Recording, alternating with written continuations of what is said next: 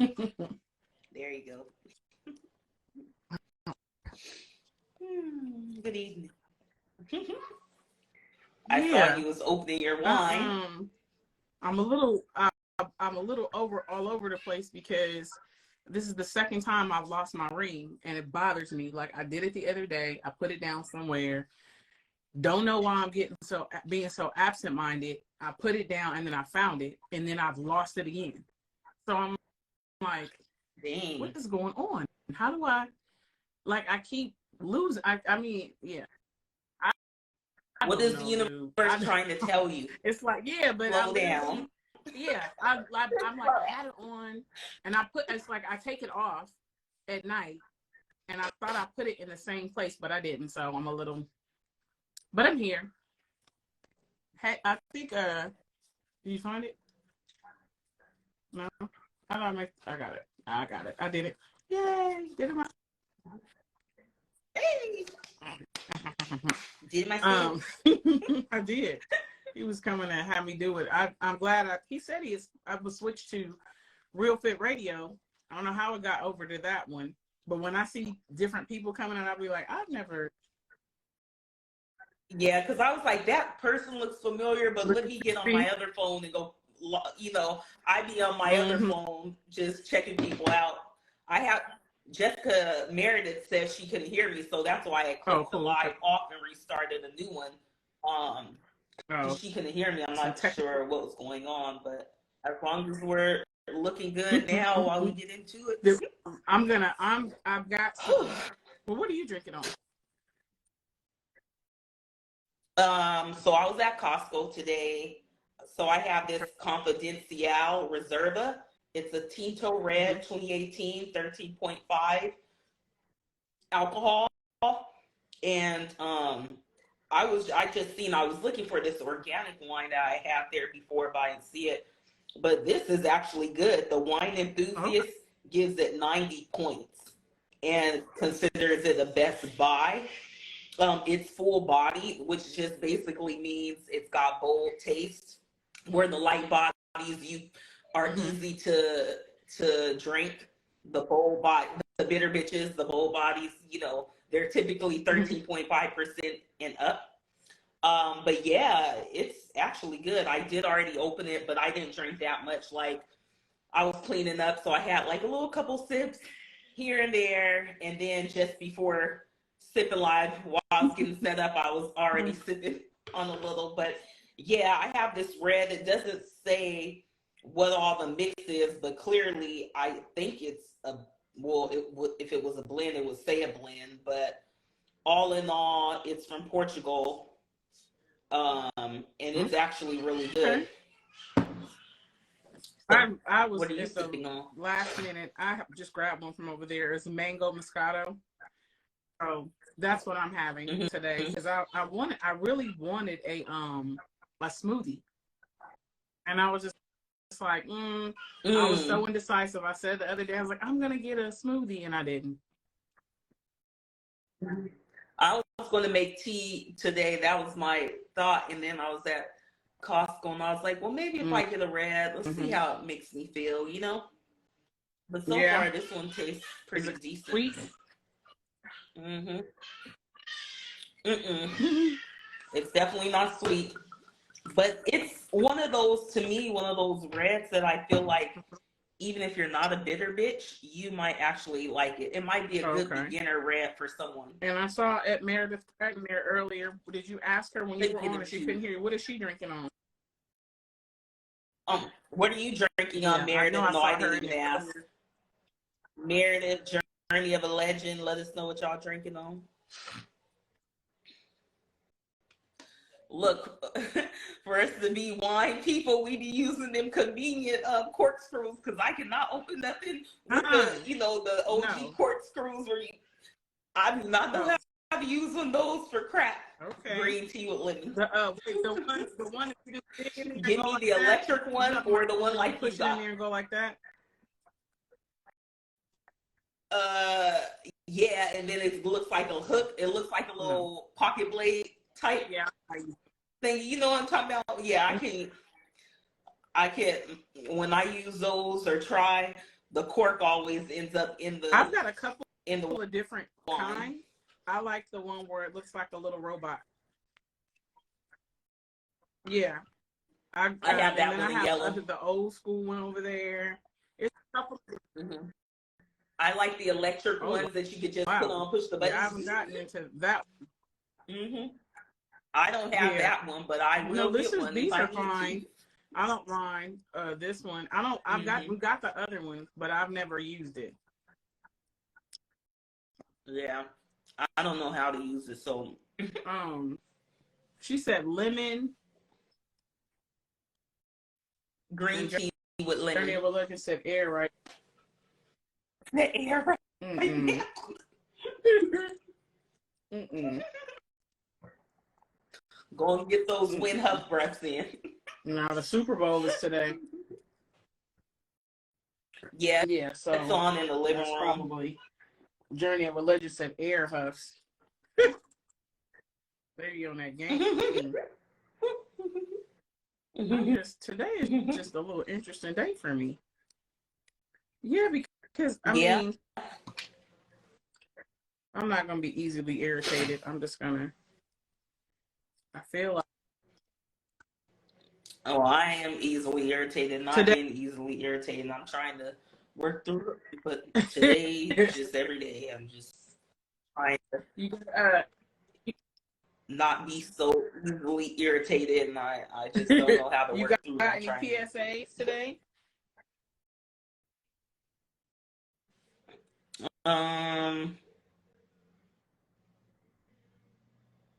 Yeah. No, yeah, yeah. I don't know. I just be, when you be on Instagram and stuff, and I'm not going to say the term everyone has a podcast. I'm not going to use that term, but it's almost like it's almost like people just want to get in front of the camera with their nice mic and dressed up like they're saying something important. Maybe it's important to them.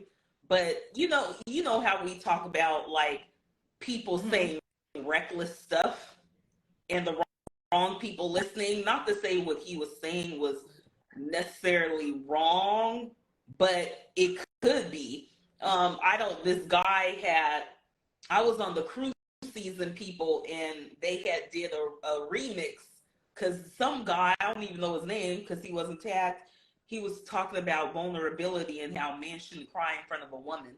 And this was on cruise season? Like talking about, yeah, they did you know how you do a remix or a stitch, someone talking and then you chime in after. And this guy, whoever he was, I don't know what, he was just saying like men shouldn't cry in front of women, and he started talking about the Bible and how Jesus didn't cry in front of the woman or in front of the people the people who was around him, and he went to weep to God or something like that. I tried to find the scripture, but a Corinthian scripture came up and a Matthew scripture, but the whole point of him was saying like men shouldn't cry in front of women. So then the cruise season had chimed in about, no, you should, if you can't be vulnerable in front of your woman, that's an issue. But it just, not even the whole topic of it. It was just when you're scrolling on Instagram and you're seeing people just getting in front of nice mics, giving the whole aesthetic of thing. And it's the way that they're talking to persuade you to believe what they're saying. And then you have people who actually believe what they're saying, not to say what he was saying is wrong, because everyone has their own opinion. But I just have seen so much of it. Like people just are on here just talking, And I don't know if it's a PSA or not, but I'm just like, dang, people really just getting up here wanting to be heard, wanting to look fancy, or, wanting to sound like an expert or like they know what they're talking about. I don't know, but I guess that kind of irritated me because it's like, I don't know. It was just like, God damn. Like, someone might listen to you and their whole relationship could be over. Like if you're with a man or a woman like, yeah, you should be able to be vulnerable with each other, you know? Clearly, us as humans, we ain't Christ. So if Christ decided not to weep in front of his people, then that's on him. He was a different kind, but we're humans and we need to weep and let our emotions out. But anyway, I don't know why they irritated me because I just, you know, because it's just like every time I scroll, I just see people with a big ass mic in front of them trying to look all like I done came across motherfuckers with Kango hats on and the shades and the chains, and they're all like, yeah, because this is, and I'm like, people are following you. They probably, you're grabbing people because you're a character at this point. Like, I'm sorry, I don't know. And I'm not going to say everyone has a podcast or nothing like that, because if you have something to say, you have something to say. But some of these people, I'd be like, well, what are you saying? Like, what really, like, I feel like you put on for the character, literally, you know, for your views and stuff. Like, it's just, maybe that's what I'm getting at. It just don't seem authentic. You know what I'm saying? And the more and more the cruise season shit keep popping up on my timeline since y'all told me about them, and they've been following me. I think I told you the other day, I was like, they literally are the most authentic to me and the most real without being overly just pro men or pro women or pro sex or anything. I literally think that whoever is listening to them could actually learn something if they took what they were saying into account and tried to implement it in their lives. I don't know, but that's my PSA. I don't know if it's a PSA or an irritating thing, what the fuck, but that's mine. Oh, and cheers, because we didn't even, because clearly I have needed to be sipping, so, okay? I'm sorry that I be sipping before, but I have to, okay? Shit, bitch is stressed out. You see these bags under my eyes? You see? Like Harlow said, you see? Look at this. I'm like, I don't know if it's the lighting or what, because I don't think I look like this today. Maybe it's the mascara. Bitch, I don't know, but I see little bags. Yeah, I mean, I think it's always been like that. It's probably just more overly saturated because you can see it, and Instagram is considered like real time. Yeah. And everybody has an opinion, but it's been like that with the radio, with the talk show. Because even now, like all these motherfuckers with talk shows, do y'all really need, like, Jennifer Hudson, do you really need a talk show? Because your shit is boring as hell. I'm sorry. This. I think it's a journey of a legend said it's a gift and a curse. And you give people a soapbox and they're gonna talk. And I think that just even goes into life, you know, what we choose to incline our ears to hear and what we don't. So it's like turning the channel, you know, the TV. Do I want to watch that? Do I not? You got a lot of different programs on TV, a lot of different TV series that are showing all kind of stuff. So you just make the choice to, I'm not listening to that. You know, I'm going to curate. I want to, you know, curate my timeline to have this type of stuff in it. But yeah. Too bad TV is not like social media, though, how you can kind of take the algorithm. Because I've been having a lot of podcasts on my stuff, a lot of those things pop up, but too bad with TV, you can't like say, I don't want to see that anymore, you know, and kind of I just like, don't watch it. Pick and choose. You have streaming services. That's my way of doing it. I just pick what I want to watch in the streaming service. If I see something, you can preview it or whatever. And you know, I pretty much stick to the same stuff, but that's not something crazy. You can and you're feeling that way because the energy of it, whatever the energy of what it was that you were looking at, it bothered you. Even you saying you went and checked out scripture. People can make stuff make sense, and we can both read the same scripture and have a different interpretation. My thing is, how does it sit in my spirit? In a relationship that I choose to be in for it to thrive and be healthy, I feel like my partner needs to be feel comfortable being vulnerable with me. That's what works for my relationship. So I wouldn't even go back and forth with the dude with the scriptures and all that, because at the end of the day, if the person's, what if they're not structuring their relationship based after what Christ did? You know, they're gonna have like, I'm not doing that. Or like you said, Jesus went to the cross too. I'm not going. That's why he went for me, you know. So I don't even pretend to have that type of power, or nor do I desire to. You know, if we go by what the word says biblically, he died for our sins. You die for people that don't even, some people don't even believe in you or acknowledge you based on what the book says. I don't want that task. I feel some type of way. Like, I'm over here getting crucified on the cross for you, and you have the option to have a relationship with me. No, thank you. I don't want that. I don't want to carry that cross. So I'm sure that whatever scripture he was talking about, he could have easily, you know, said it where it's interpreted, where it's like, oh, the vulnerability. But at the end of the day, if there was no reference for someone going to a book, because if you're writing a book, you got many different versions. You got a King James Version Bible. We can get religious where it'll just be all confusing. You have to look within yourself, your spirit, and the relationship you have with your partner. And I just feel like I'm always about what's right is right, what's wrong is wrong, and being fair. How can I go? I've always had an issue with the weight that they put on a man's shoulders for certain things. Not everything, because they built for some stuff that we're not built for. But I got a problem with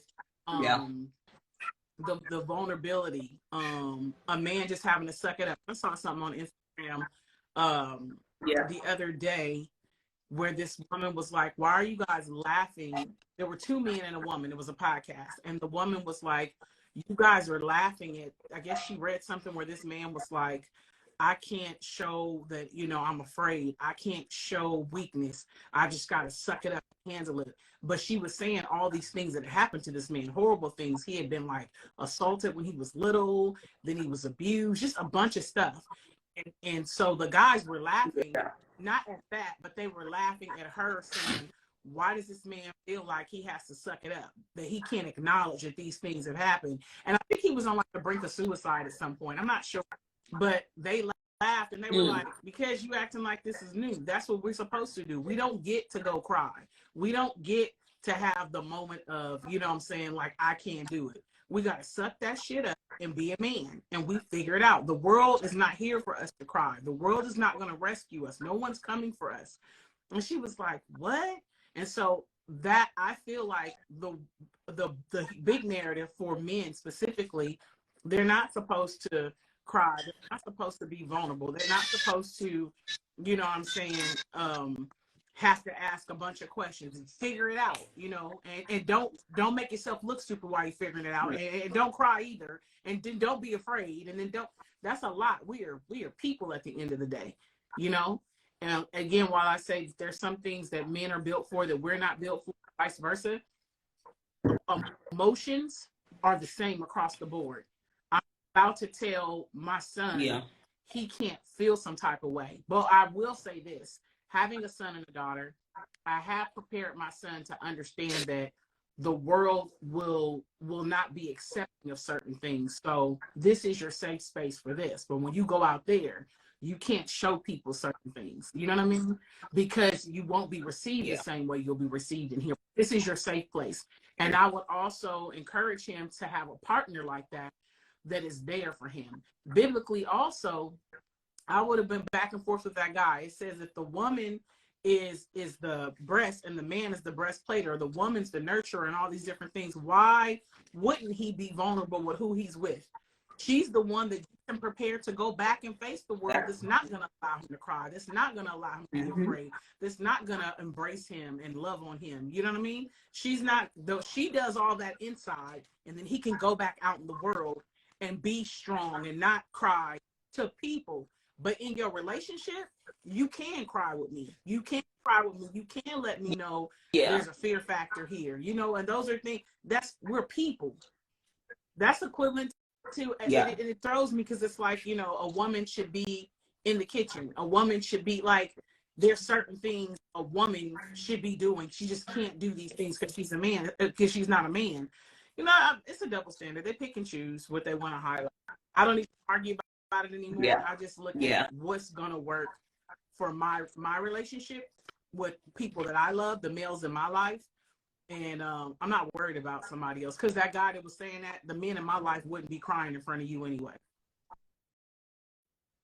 Yeah. They wouldn't be crying in Yeah. front of you anyway. They already did that with people they were comfortable with, and when you see them, they're gonna be strong and ready. You know, because that is what I Yeah. say I prepared my son for. Like, this is the perception of what the world's gonna have of you as a man and what you should and shouldn't be doing. You know, but this is what we gonna do in here. Yeah. You won't have to shed no tears here, because you shed them all in Yeah. here. You know, you won't have to, you know, Mhm. want to express that you're afraid, because you've already expressed it, you know, within, you know what I'm saying, the love and space of me as a mother or as a wife. Like, we here, we gonna figure this out. It's okay, because we're both human. I think I Yeah. alluded to this. I was laughing about scary movies. You'll see a scary movie, and the woman will wake the man up in some of them, and she'll be like, "There's someone downstairs," and he'll say, and she'll be like, "Go check, and he'll go check, and he'll hear all this stuff. He's waiting, and I'm like, "Why did you send him down there by himself? We had a better chance. This is our house. They don't know it like we do. We could have been like, when they get to this room, they gonna get that work. They gotta come get us. They gotta work for it. I'm not taking you down here, because when you get down here, and if they kill your ass, I'm next anyway. So we got a better chance of doing this together." You know, and it's like, I'm Yeah. afraid. Like, you know what I'm saying? I never understood that. Like, You don't know right. he's It's like walking you down wake him here. up and you're like, you know, yeah. The axe murder could be down there, the saw murderer or Like, whatever. You someone's in send the them house. right down. And it's like, okay, so we're gonna assess the situation, but that's why it's important to know who you're with, because I'm like, you grab the knife, I got the gun. Oh. Let's grab these bats on the way down, and we just go. every scary movie, I never understood this. This is just my little thing. If you come in my house, you don't even know where I'm at, right? So you got to come find me. I know my house. I know the sounds. I would know what room you were in, if you were getting close to me. Why I'm gonna start moving around my house? I'm gonna listen to you move around my house. And when you get to where I am, surprise, now you gotta work. You know what I'm saying? I'm not about to go look for nobody in my house. If we have a way to exit Right. safely and call the police, then we're gonna take that exit. But I'm not about the two things that bother me: searching for somebody and calling out. Hello? Is anybody there? Who's there? What? I'm calling the police. I don't need to let you know what I'm about to do. I don't need to let you know that I'm looking for you. And I don't need you to identify yourself, because you're not who's with me. Everybody that's supposed to be here is accounted for. You're not supposed to be here. I'm not looking for you, and I'm not announcing what I'm doing either. But those are my little things, because I mean, I know it's still a movie, you know, but I'm always screaming at the TV like, Yeah. run! What are you doing? But like, is that realistic, these movies? Don't go, you know. So yeah, but back to that thing with the men, you gonna have people spewing all kind of stuff on Instagram, and because I mean, it's just an open book for their thoughts. But yeah, y'all, they'll be thinking that let them think that. They'll see any man that's rocking with me, they'll be like, he don't cry, he knows that. They don't have to know that he cried. They don't have to know. You don't have to see that. Yeah. Yeah. And if it's a woman that's like, she agrees with that, the man just needs to know what he's dealing with. Because if he feels like he would want a safe space where he could cry or be vulnerable or express that he's, you know, scared or, you know, his feelings, he needs to make sure he's with a person that's open to that, because that's not going to be a good fit for him, because now he has to conform and be something that he's not, based on a narrative or, you know, something that somebody sold her. And that's not going to work. Because if they told a woman she couldn't cry, you need to know how to cook. Ain't no damn tears. I need 5-star meals up in here. This house should be spotless when I come in. I don't care if you got a job. That's what women do. You never have a man come home and the house is not together and it's not food on the table. You should never let a man see that. What? You know what I'm saying? So you have somebody else spewing that type of stuff. I think I saw that guy, Kevin Samuels, was telling some lady, she said she was 37 and she had started practicing celibacy. and she said that she has 2 kids, because he said, how many kids do you have? And she was like, I have 2. And he said, you 37, you need to be giving that stuff away. You've aged out. He was like, you need to be giving it away. How are you gonna start practicing celibacy? You got 2 kids and you're 37. So he was pushing to her that being 37 and having 2 kids, you're not of high value anyway. You better be giving that away. But anybody that would sit and listen to someone, that works for somebody. That don't work for me. I would have never allowed that information to even be going back and forth. I would have never put in a position. When I heard it, it would be a laugh to me. Now, it might work for somebody else, but for me, I was like, this guy's a joke. This guy's funny. You know, he and I'm not going to battle back and forth with him. That's his opinion. Everybody, but you're not going to undervalue me at 30 with some kids and tell me that I need to be giving it away because nobody wants it because I'm old and I have 2. But then he would be the same person that was, if someone was giving it away, you'd be calling them a hoe or something. But you know, it works for him in the community that values what he's saying. Or exactly. What he was saying. That's crazy. Yeah, no that's shade. Wow. And how old was he?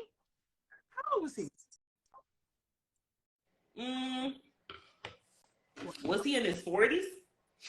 I'm about to tell you right now.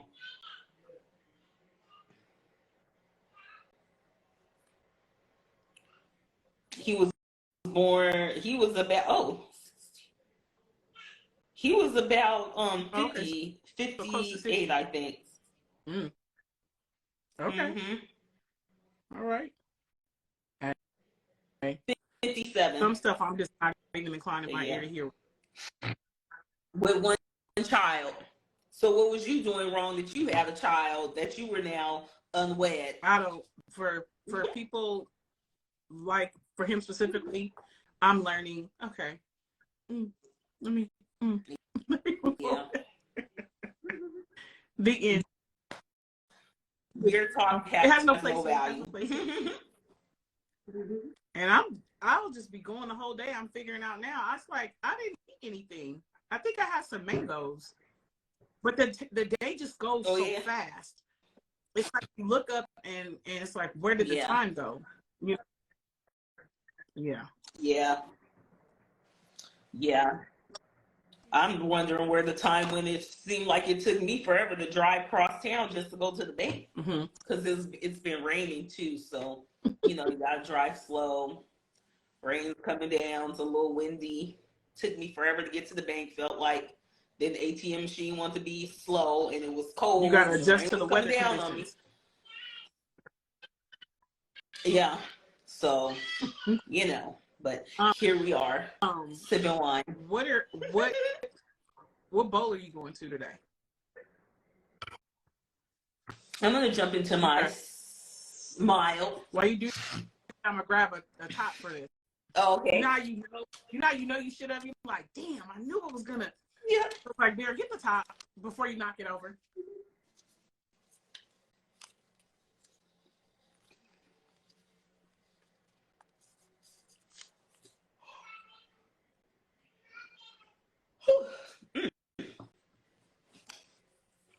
Cheers, guys. I need to stop sipping so I can have a good morning tomorrow.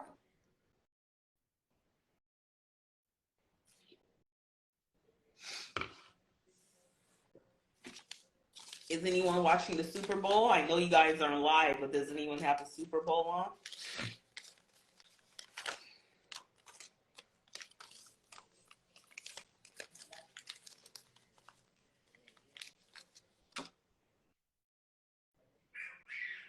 Anyone?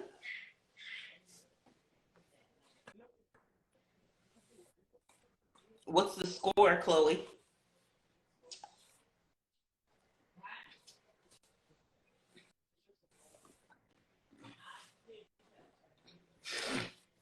Are you sipping anything, Chloe? Oh, Journey of Legend.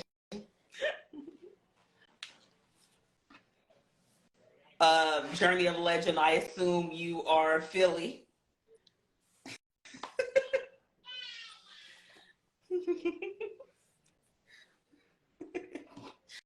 I was asking everyone if they were watching the Super Bowl while they were on live with us. Mm-hmm. Journey of a Legend is. Yep.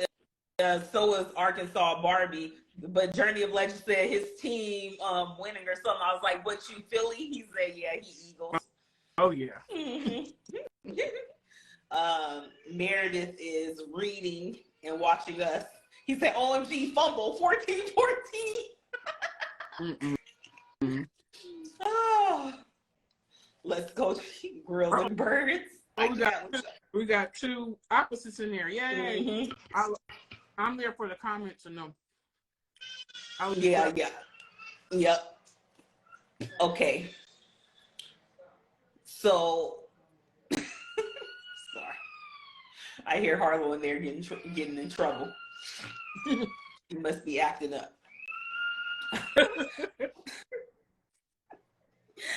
So my question is, how soon is too soon to jump back into a relationship?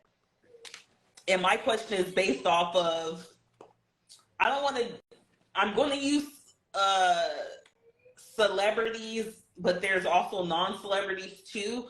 But you know, people be in a full-blown relationship. Sometimes they married, sometimes they are not married, but have been together for a long time, and they express all this love. And it goes back to that amicable split I think we talked about before, where they say, we still love each other, you know, but it's like, you still love each other. Well, what was the issue? But then you see them turn around not even 7 days later in a whole full-blown relationship. Mm-hmm. So in my mind, I'm like, damn, was one of y'all cheating already? Or this new relationship had to have been brewing. So I guess my question is, just looking from the outside in, like, how soon is too soon when you're out of a relationship and you get back in? Like, what is the timeline? I know that people should definitely evaluate and maybe possibly work on themselves first before you jump back into something. But what should the timeline be? Because I feel like people, boy, be jumping in some shit and then that don't work, and then you be wondering why. I'm like, bitch, you should have waited a little longer to figure some shit out. But like, what is a good timeline to jump back into dating? Or is there a timeline? I don't think this is more of a to each its own. Mm-hmm. Meredith Graff said a year. I was saying, is a week or two or a month sufficient for the celebrities? Because you mentioned them, I don't even know what's going on. Some of them I think have contracts and they was already with somebody, but they had this for the show. You know, different things like that. Like at Meredith Graff said a year. Yeah. I think what I was saying a few minutes ago, to each his own. Realistically, if I just got out of something and I jumped into something else, the person that, you know, that I'm getting with, I mean, I think that we may know I'm not fully out of that, or sometimes people were going through the motions of a relationship, but that relationship ended years ago.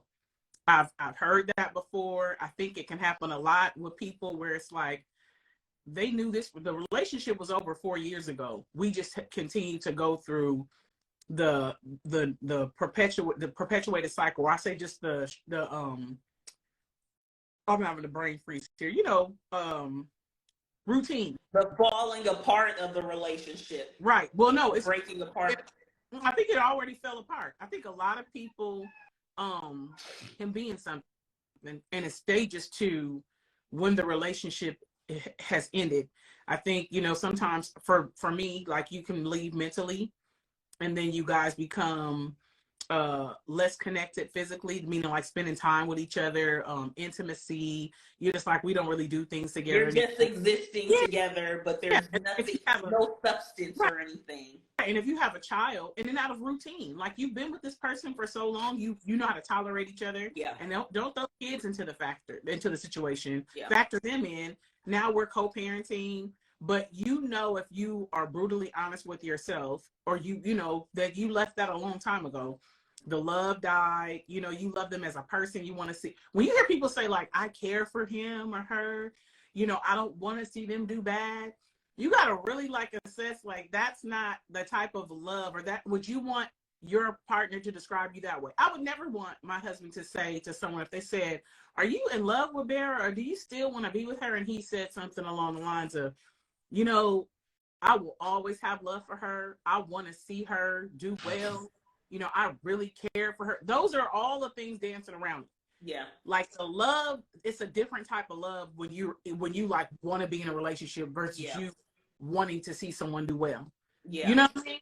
And so I think that sometimes people maybe can get into something else because those levels of leaving were happening all over those already years. The whole, like, it was the whole ladder. It's like, okay, yeah. Now the only thing is my physical body. Exactly. We didn't know all that. We didn't know that in the house they didn't sleep in the same bedroom.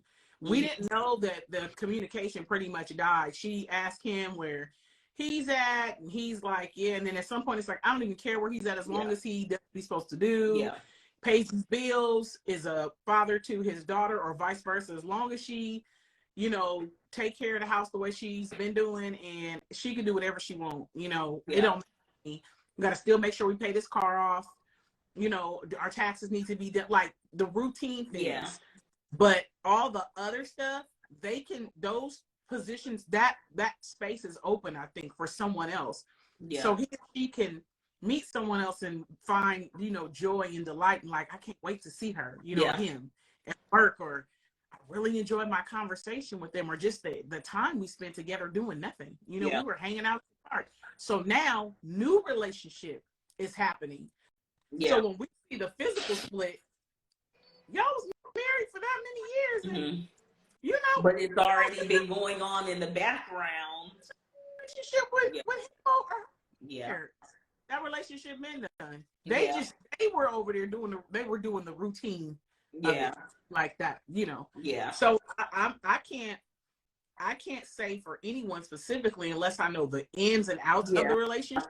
But I know for me, if it happened to me, the last thing I would want to do is be getting into another relationship.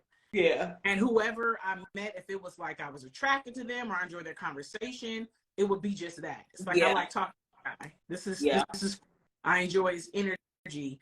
Oh, let's go to the movies. We just going to the movies. It's not a title. Where are we going? Are we trying to be in a relationship? Yeah. We enjoy each other's time. And that's where it's at right now. We enjoy each other's time. We enjoy, we have similar interests. Yeah. We had lunch together last week, and I love the conversation. I love his insight. You know what I'm saying? Like, those are things they have to say to me. So where is this going? And then I have to say to them, nowhere. I'm just nowhere. I'm just going date. I was just in a relationship. I got out. I wouldn't even want to try to put anything on this right now. And if that doesn't work for you, I totally get it. I respect it. It's gonna suck because I really like what we got going here. Yeah. But I don't, what I'm saying? That's not where I'm at. Yeah. And I don't want to waste your time. Yeah. No. And then there's certain things people got to be honest. When you put sex in there, that's a whole nother emotional thing that's going on.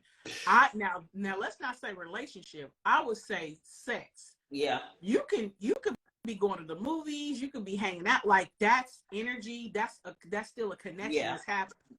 When you put sex involved, you put sex in there, you gotta know for sure. And I don't think anybody does. It's like, I'm not gonna start asking if do we go together?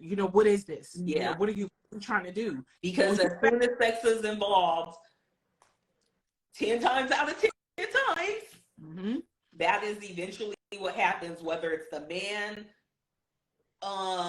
getting more in his feelings because you guys have sex, or the woman getting more in her feelings if you guys have sex, that literally is a 50-50 two-way street for both genders, and I like, sex complicates things. And I don't know if I want to use the word complicates, but in these situations it does, because it really becomes a lust thing too, especially if that D is good or that B is good. You know what I'm saying? It's just like, you a fiend now, you a crackhead on the motherfucking corner. Waiting for Tyrone to bring you that sack. I just think the emotional part of it can get really complicated.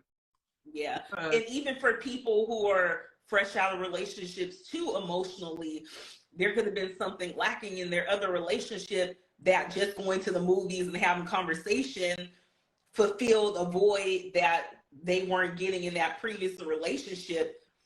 That can complicate things too. And you're just going off your emotions doesn't necessarily mean you really want this person. And, you know, even though I was using the celebrity, like kind of using celebrities as an example, I actually know someone personally that has would get out of a relationship, and bitch, I swear, not even a month later, was in a whole new relationship, damn near married or married, and then it didn't work, and then it was just like, she was just always making, she kept going until she found her Prince Charming, and that's what I'll say. Like, she kept kissing the frogs. She finally got her Prince Charming and what she was looking for, but I also feel in her situation, she wasn't taking time, creating a timeline for herself, because marriage and having more kids and having this certain picket fence life was the ideal she's seen. Mm-hmm. So it was like, I have to do this before I get too old, or no man is going to want me because I'm getting too old, and da da da. And I'm like, B, we damn near the same age, and we in our 20s when you're talking like this. You know what I'm saying? So that's another reason too, just thinking about her and other people I know who have like jumped right in relationships, not even taking time to assess, what do I really want? What do I really like in a relationship? Or am I just doing this because I want the title, I want the ring, I just want this lifestyle because this is what society pushes on us so much, you know? Mm-hmm. And in that sense, there is no timeline. You just gonna jump into whatever, because this specific person, boy, she done converted religiously at one point, and then that wasn't happening. Got out of that, and just Man. girl, I tell you. And nowadays, I'd be like, girl, you kissed some frogs, boy, but you got everything you wanted. You got everything you wanted, girl. And I think, you know what, we may look at it based on how we would do it can be very different for somebody else. You know, the way it's like you give 5 people the same problem and they might attack it differently. Mm-hmm. You give 5 people the same amount of money and they spend it differently. For that particular person, you know, she may have viewed it as, you know, this is the as somebody told me, the law of averages. Statistically, I'm gonna have to hit these numbers, Yeah, you know, pretty quick. She could have had a Kevin Samuels in her life telling her she's getting old, and she was looking at it that way. And you know, that works for some people. I'm learning, because some people too, their self-esteem issues, you know. mm-hmm. Like you said, could have had a Kevin Samuels type person in their person, but again, I don't know if someone was projecting on them. Mm-hmm. I don't know if in their relationship, if they were feeling communicative aggression, you know, or not. Mm-hmm. So you just never know. But yeah, I did for sure that statistic calculation. And just make sure we don't project on other people based on how we would do stuff. I see Arkansas Barbie said she used to feel pressure to be a wife, but as she had time to grow, you know, she doesn't want to be a wife anymore. Somebody else may be like, oh no, you're gonna want to be a wife at someday. Someday you're gonna want to. If this is what makes her happy, and again, it's not at the expense of other people, she's not harming anyone. I feel like, I think for me, the older I get, I'm not trying to go back and forth with somebody about what their definition of happiness is, you know, or how they should go about finding Mr. or Mrs. Right. If you crying to me about it a lot, you're going to get all the feedback of what I feel, because it's not working, obviously, what you're doing, and you're asking for my input because you're telling me. But if you want to date 100 men a month, that don't work for me. But, you know, If that's what you feel is gonna work, that's the way you're gonna get the results you're looking for. Ooh, you know, I will say if you tell me like, oh, I couldn't even do, whew, that's a lot. I couldn't do it. I could, oh my goodness, I really couldn't do it. But if that's what you're doing, cool. You know, it doesn't work for me, but I'm not about to push how I would do something on you or make you feel bad about the way you're going about it. Now, if you ask me my thoughts, I'm gonna tell you. You know, other than that, we good. You know, hi. You know, so, this is really. I'm really hoping I find this ring. I'm sorry, my mom. I'm just like, and it's so Well, funny. maybe do you think it fell by the bed or look? Now I'm about to start thinking about your house when I was there. I lost 10 years ago. Yeah. It's not lost. It's here. That's one thing that bothers me. Yeah. And the other thing is, I just got this one in November. Yeah, you're so new every year we switch rings. So this was my new one. It's probably, I'm not even joking because this happens to me all the time. It's literally in plain sight. I'm telling you right now. And you're going to text me tomorrow and be like, bitch, it was me the first time, just a couple of days ago. I was looking everywhere for it, and I have a window seat. When you come in, because I don't do the shoes in the house, so you sit in the window seat, and I sat in the window seat, and I didn't realize I took my ring off and put it on this, like there's statues and stuff by the door, the space like encasing for them. So I didn't even realize I had put it on with one of the statues and just start moving around. So I was like, I can't find it. And then I was talking and walking to the front door and just happened to look in the case, and it was like, oh. So I just got it back, and now I just lost it again. And I know I didn't go anywhere yesterday. Damn. But you know what? I was drinking last night, so I probably did take it Jonathan off. Probably got it. He playing with you right now. No, he's looking. He's looking for it. Look at me staring. No, you got it. You know what? You know what? I will say this. It was so much going on yesterday, and we were drinking and stuff. I probably did take it off somewhere because I was cooking and moving around. And you're right. So I think it's probably like, check the kitchen, because I did leave the other day, and I know I came back in with that ring. What was y'all drinking on last night? Oh, I did a movie night last night. So I sent stuff out to the crew and some friends of my son's, and we did back to back. I did it just like the movie theater. So we had Doctor Strange started at 2, then it was Sherlock Holmes next, and then the last one played at 7:30. So I was like, movie time. Everybody had their own little movie section with their big bowls and their candy. You know, I love to be super detailed, and I got my blackout curtains and TV. And the bartender, we had cherry limeade margaritas, salted rims. I was salting the rims, and I was so excited. So because last week's drink was hitting. That's why I asked. I probably was salting the rims and stuff and just laugh because those drinks was hitting. The bartender was trying her drinks out on me, so I think I had of course before it actually started. That's where your ring is, somewhere near the bar, and he told me, in the couch. Yeah, he said sip them. So, damn, yeah. I didn't even think about that. Drinks, and I just probably took it off and was talking something, and it's gonna come up. It's gonna come up. I'm just mad because it's like I haven't had a year with that ring yet. I haven't had my year with it. It's been what, 3 months? Yeah. Like, not even the full 3 months. You ain't even hit the full 3 months yet. This end of this month hits 3 months. What's like? What is it? Dang, man. Already twice within 72 hours? But that was drinks. The first time I just really think I am like just moving too fast.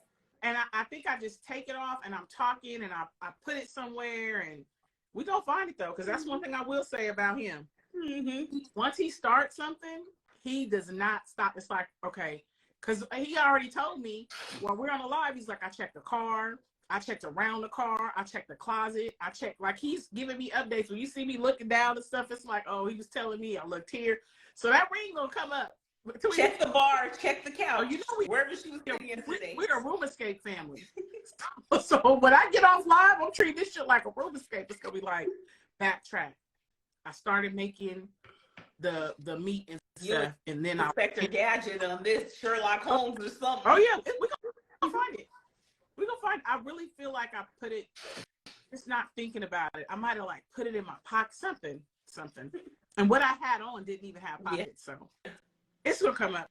I'm gonna get back to it. I'm gonna go to my mild bowl. Were you in a mild bowl or spicy? I don't know. Mild. Okay, so at this point, I never know what the hell my shit is, because a mild can turn extra spicy real quick as of late. So okay, I'm gonna go to my mild though. Okay. Let's see. I know we haven't showed our bowls as well. Yeah, I dig down. Mm-hmm. This is right on time for me. Mm. It says how/r how, so I can say how or are you. So how are you or are you allowing God to pick your squad and direct your path? And I have to explain this because this was when I put this in here. I don't even do the notes. That statement is so crucial, and even the season I'm in right now, and it probably was when I put it in the bowl. I think it's so important, and I say this repeatedly on here. I'm a spiritual person. Like, I'll know, and I'll still delay my own advance. I still will delay what I've asked for because I'm not allowing for what needs to take place. And when I say that, I mean, like, the question was, are you allowing God to pick your squad and direct your path? And sometimes we'll keep fighting to keep people in our lives, trying to make stuff work. I mean, pulling out all the stops, and clearly it's supposed to end. Yeah. And the sooner you allow that stuff to happen, the quicker you can get to what's supposed to be there. Yeah. And I've broken it down with as simple as just getting work done in the house. I used to get upset when, like, a contractor says they're going to do this and they don't show up, or they do that. These things begin to irritate me. But instead of me just being like, ooh, let me just let you go, I find it's like, well, the price is good and they said they're going to do it. And I'm finding myself complaining about it, what I'm saying, to the people in my life. And it's like, just let it go. Yeah. Let it go. Is it a rush? Is it a rush because you just want it done?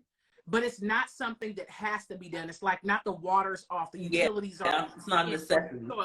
Right. It's like, I want the floors, I want the counters, I want this, I want that done.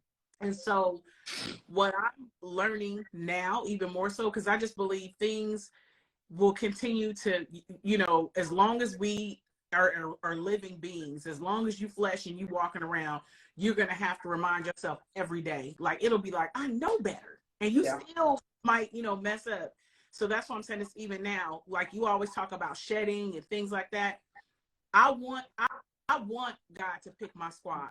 I want him to pick, because when you know who you are and you know the type of asset and energy and support and purpose you're going to bring somebody, and I'm saying even for myself, I need to get out the way. But sometimes we don't get out the way. We'll start, I know that door closed, but and not just for people. Yeah. You'll know you're not supposed to be working at a certain place, or you'll know that you're not supposed to be, doing this at this stage in your life. And you'll be like, well, I'm going to do that because I know I can make this happen, and that happen. And it's like, oh, are you trying to make it happen? Or are you allowing God to do what he's going to do? Yeah. And that's what, I just feel like it's like, are you allowing God to pick the squad? God will be picking people in your life. He'll highlight them. You don't got to work hard for what's supposed to be there. It's work, but you don't got to work hard. And I'm saying that because someone may say, well, what you mean work hard? I'm talking about, you ever want a relationship more than somebody else does? I'm talking about not just relationships with, boyfriend, girlfriend, like, man, I'm talking about friendships, family type of relationships. You find that you're pouring and nurturing that relationship more than the other person is, and you be feeling some type of way because it's like, it's not reciprocated. you know, if I don't make the first move to do this, they're not going to do it. Yeah. Well, I guess I'll do it because that is my, you know, relative, or that is my friend of however many years, or, you know, whatever. Yeah. Keep doing it, and it makes you feel you're unfulfilled. You don't feel good about it. This is your body, your spirit telling you, let that shit go. Let it go. It's okay. Let God pick who's supposed to be there. Everything is telling you it's not supposed to be there. And you don't even have to do much. If you would just back up, they've already done it. They're not going to do anything. You're not going to do anything. It'll just die. Yeah. But we'll keep trying to fight to keep it. And that goes into other areas. You'll be fighting to keep a house, fighting to keep this car, fighting to keep. You just got to be like, no, I'm not about to do this. Yeah. Have it. You can have it. It's too much. Because every time I figure out this, the legal part of it, this happens and this happens. Yeah. It's like people will say that saying, you got to let go and let God. But are you really letting go? Right. It's hard. Right. It's hard to let go of things that we feel like this should work. Yeah. You know, this is my family. This should work. This is the job I've been at for this many years. This should work. This is the house I want. This should work. I did everything I was supposed to do with paying this car, or, you know, paying these bills, or starting this business. It's not working. I don't understand, because you just got to let it go. Yeah. And allow God to put what's supposed to be there. Yeah. And it's like, it's so much easier said than done. Like I said, I'm working with it right now. I don't want to fight for something to stay that's showing me it's trying to go. And that's what people, places, and things. That's not just people I'm talking about. You will be fighting to hold on to something, and it's time to let it go. But you pray about it, or you would say, ask the universe all that. You'll be like, just let it. But you won't let it because you got your hand in it. Yeah. Yep. The door is closing on the job, the business, the place you stay in, and you'll be like, no, open it back up. No. It's like, no. Yeah. No. Because it's so much peace in what's supposed to be there. Yeah. It doesn't mean it's not going to be work. It's not hard work that makes you feel like it's unbalanced or you're unfulfilled. You know what I'm saying? Have you ever been in something or fighting for a thing, you know, or opportunity, or you the business is like, it's just not happening. No matter what I do, I just keep pouring money into this over and over again. It's like, maybe you need to just stop. Just stop that right now. Just stop. Yeah. Slowly, just kind of back up off of it, you know? But that is my take on that particular thing. I think doing that can change your life. It really can. When you ask for something, you have to move forward with intent and purpose and expectation. Yeah. I think we ask for stuff and we don't expect. If even person to person, if I call my friend and say, I need some help with getting some things done, blah, blah, blah. I just gave you an action item. If you're my friend, you're going to start making some moves. Yeah. How would you feel if you started making moves to assist me with what I asked you for, and I start getting in the way? Wait a minute. Don't do that. No, don't do that. Don't make that call. No, I know you thinking that needs to go, but not that. You might at some point be like, yo, or do you want to do this? Or you want my help? And I think that's what's happening spiritually. You know, I'm saying specifically when I put in the bowl, even now, it's like God be getting rid of stuff quick. I mean, when you say stuff like, I don't want to waste no more time, it's like, oh, you don't? I got you. Boop, Yeah. boop, boop. And you be like, wait. But you said you don't want to waste no more time. You don't want to waste no time pouring into people, wasting time into dead end opportunities, wasting time into starting things that really what you're supposed to be doing. You only want to lend your time, efforts, energy to the stuff you're supposed to be doing, the people you're supposed to be around. I'm helping you. I'm severing those ties. Let me do what you asked me to do. You know? But that's my take on that topic. And when I said argue, now I would flip it to, how are you allowing? Because I think the opportunity is always presenting itself. You just have to be aware of it now. Yeah. Like, how am I allow God to do his part if I'm always have my hand in something? Yeah. I'm really like not even, you know, seeking. I'm just that no, this has to happen. But you could do that. You could do that over there, but not this right here. I'm not Yeah. ready yet. Yeah. You know? I feel like I'm in that place right now where I'm just, I'm not going to say I'm not motivated, but I'm just at this point where I'm just letting everything be. Uh-huh. You know what I'm saying? Because I'm always in trying to be, or I'm always in control of things. And I'm starting to realize, like, right now in my life, like, I'm not in control of things, and I need to just let things be as they are and stop trying to force things.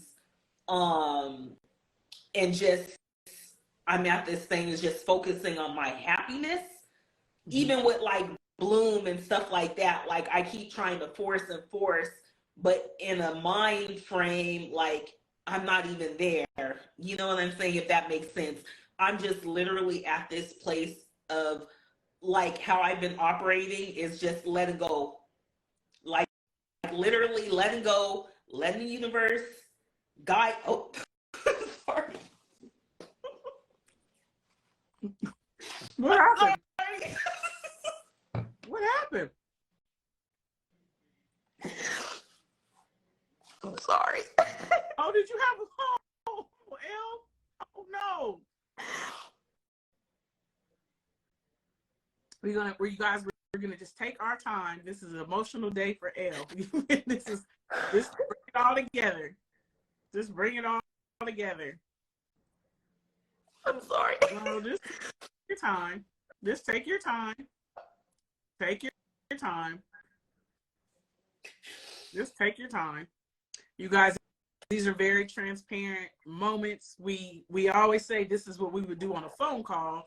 So this is what would be happening on a phone call. And this is just, I mean, it's a part of it. It's not always something that's just a boom, boom, boom, will flow through. So it's transparency. That's a part of it.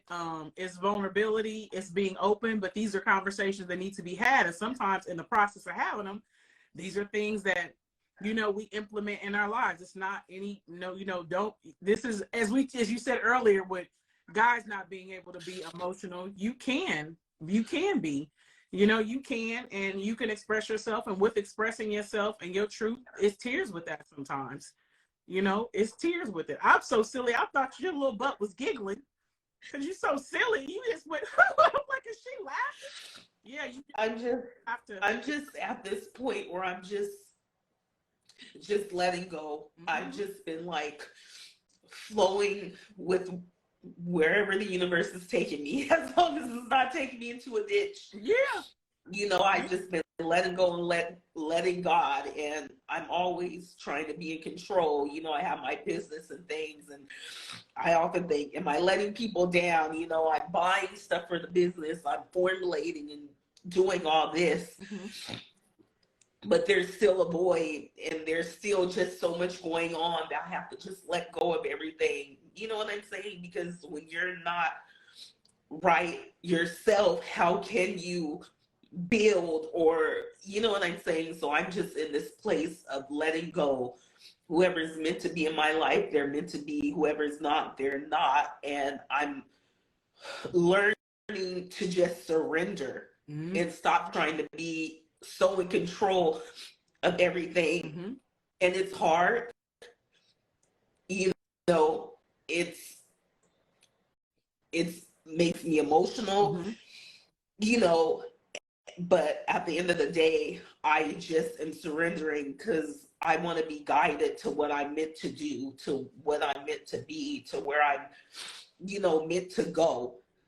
You know, so when you pulled that thing out, when you pulled your topic out, I immediately felt it, because I'm in such this place, and I know you and I have had our deep dive conversations lately, because I've been like harboring all this stuff in. Literally. They get in the You guys, I Just will trying say to that, figure stuff yeah, out. well, see, this is what I'll say to you guys. So, L, normally these conversations would be had and there was no sipping live. But because we have sipping live on Sundays, this L has made this this is where she's having her conversation. So she's seeing me for the first time and she's having a conversation. So I think it's a mix of what's happening today. I think there's a conversation because there's stuff I'm saying, and so you guys are just, privy to that, because before we would have conversations and there was no sipping live, and then life is happening and it's like we haven't had conversations where it's just us. It's like sipping live, that's it, we're off. Elle's got to go to bed and go to work, and boom, the week starts, and then look up and it's another sipping live. So I think it's just caught you, Elle, because normally you're able to have a private conversation, and then we can jump on, pull from our bowls. And I believe it, God is always right on time. It probably was not by chance at all that particular topic was pulled, uh, because it just had to have, the conversation had to be Because somewhat I'm had. constantly fighting with myself, like, no, you gotta do this, you gotta do this. It's like you can't let stuff go. And it's like, no, you can let stuff go, But what you have to realize is your body and your spirit. First your spirit, but then your body will tell you when it's a season. They say season, reason, lifetime. Some stuff just has its season, and some stuff you started and you have to move and do other things, and it will flourish at a later time. But that's not up for you. That's not for you to decide. When stuff starts being, like I said, that stuff, when it starts getting too complicated, you don't got to work that hard. There is work, but you don't have to work that hard.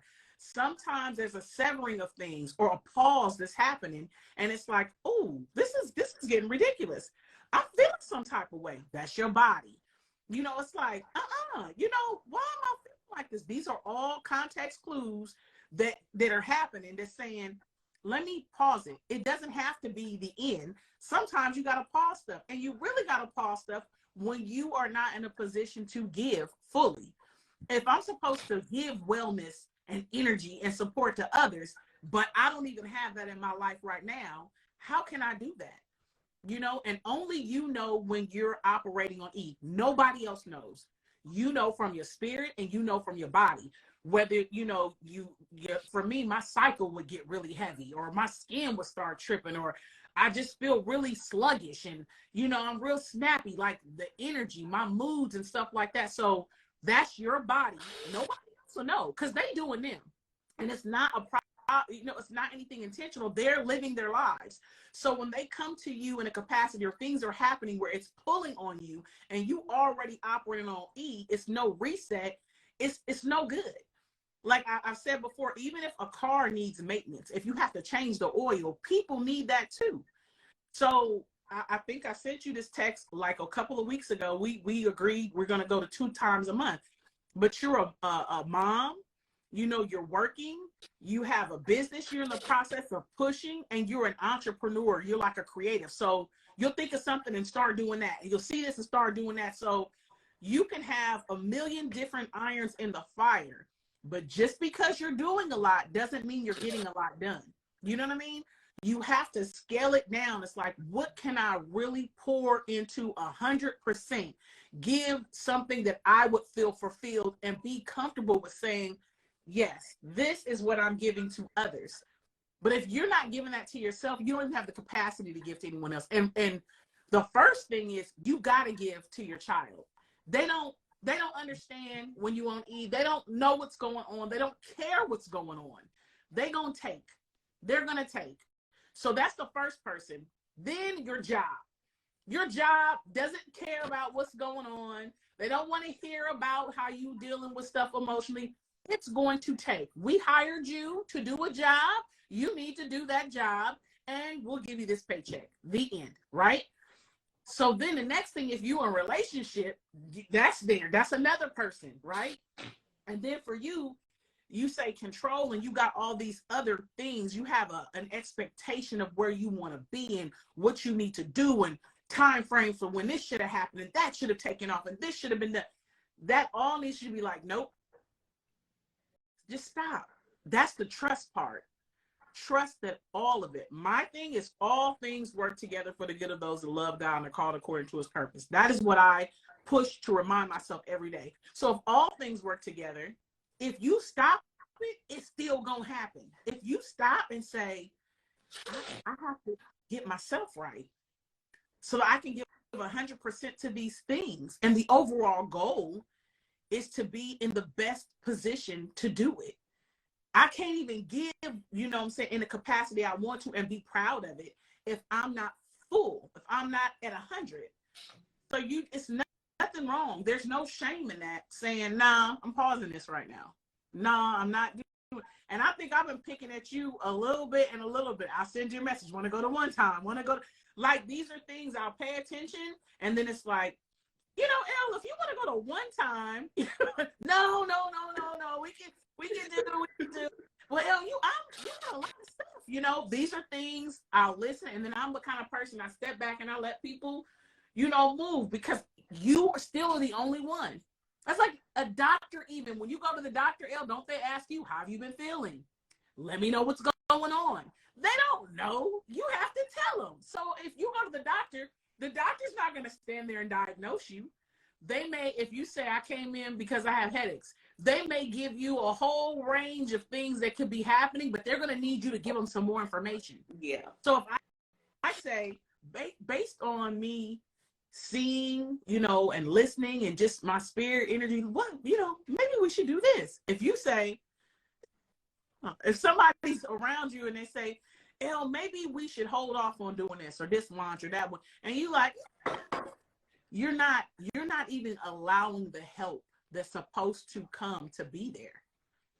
And help can come through support, advice, energy, efforts, you know, a bunch of different ways.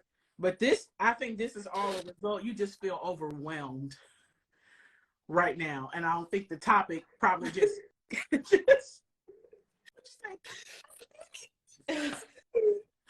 yeah, no, it's like that sometimes, but just be okay with it and trust the process is not always pretty, but it's necessary. This is a part of the process. So the part of your process can be, who are you letting down? Nobody. You're not letting anyone down if in your honesty you're saying, I'm pausing this right now because for it to be what I want it to be, I'm looking at it and I'm seeing I'm having an issue here, or I can't do it quite that way. So let me shelf that. Yeah. That's not dead. Yeah. I've already sold up the name for this, and let me put that right there. Yeah. And let me go and get myself. Because when you're doing well and you're fulfilled and you're operating at 100, you are impactful, you're inspiring, you're empowering people in different ways. And that pretty much, I believe, is the whole purpose of all the things that we do. If you send somebody a product and it changes their life, that still deals with impact, inspire, empower, because you gave them something, you birthed it out of your passion, and now it's changed them, whether it's cream for their stomach, their face, whether it's information for how they can cook, how they can better, you know, implement health as a lifestyle now, where they're providing, you know, like, oh, that information allowed me, I was educated on how to eat better. When you do it, it still goes back to those same three things. Was it impactful? Was it inspirational? Did it empower? So you're going to keep doing that no matter what it is that you put your hand to. But you won't do that if you are consumed and overwhelmed and flustered in it. Now you're not operating in any of those things. Does that make sense? Yeah. So this clearly has to be something. I pulled it and I said, it's happening for me right now, but I'm telling you, I'm already there. I have such a peace. I have such a peace with, like, I told a guy this morning, the contractors, I'm telling you, it's hilarious how they do. This man was supposed to do some work, put it off, supposed to do some work, put it off. And I had to message him and say, hey, I messaged you, sent you pictures. This is something you already sent me the estimate for, all that. He messages me back because I messaged him, oh, I'm so sorry, I got a bigger job, and, you know, I'm not going to be able to do that job, and blah, blah, blah. And these are people that I will tell them already my experience. You know what I told him? Yeah, I said, congratulations. I'm so glad you got a big job. Then he proceeded to send me pictures of jobs he just did. Because I did this and I did this gate and I did that. I said, I started sending GIFs. The Snoopy going, you deserve it. And then he was like, wow, and I hope there's no love lost. And if you need a referral, all that. I said, thank you so much. I hope that the rest of your Sunday is positive and filled with love and flourishing. And I was done. But I felt good because you know what I thought inside? Oh, the contractor I want for this specific project now on this piece, it's coming. You're out of the way. Yeah. I don't want, and when I say my time is so undervalued. I don't want to pour into people that don't want to be in relationship with me. I don't care if you family. I've been knowing you since I was a kid, my partner, whatever, my own children. You don't want to be in my life. I just want you to be happy. Go, grow. Woo, woo. Because guess what? And people get this misconstrued all the time. Well, if I can't love on my kids, there's some kid out there that don't have love. Go give that love. Go. Now if that person don't want you, God put people in my path that need what you equipped me to give. You know? So this is the tears are good, the release of it, because now you're positioned to receive. That's what I feel. Because it's like tears are cleansing and you're frustrated. And now it's like, shit, this is out. I'm just home. Now you're exhausted. You don't got no fight. You ever tire your kid out? You ever tire her? She just be like, shit. I don't think she ever reaches the level of me tiring her out, to be honest. She be going, I'm like, it's 11. What your ass still doing? Well, I'm like, you need to take a nap today. What? Well, but yeah, no, yeah. Her life is not filled with all the stuff as an adult that we have to do. She's a robot.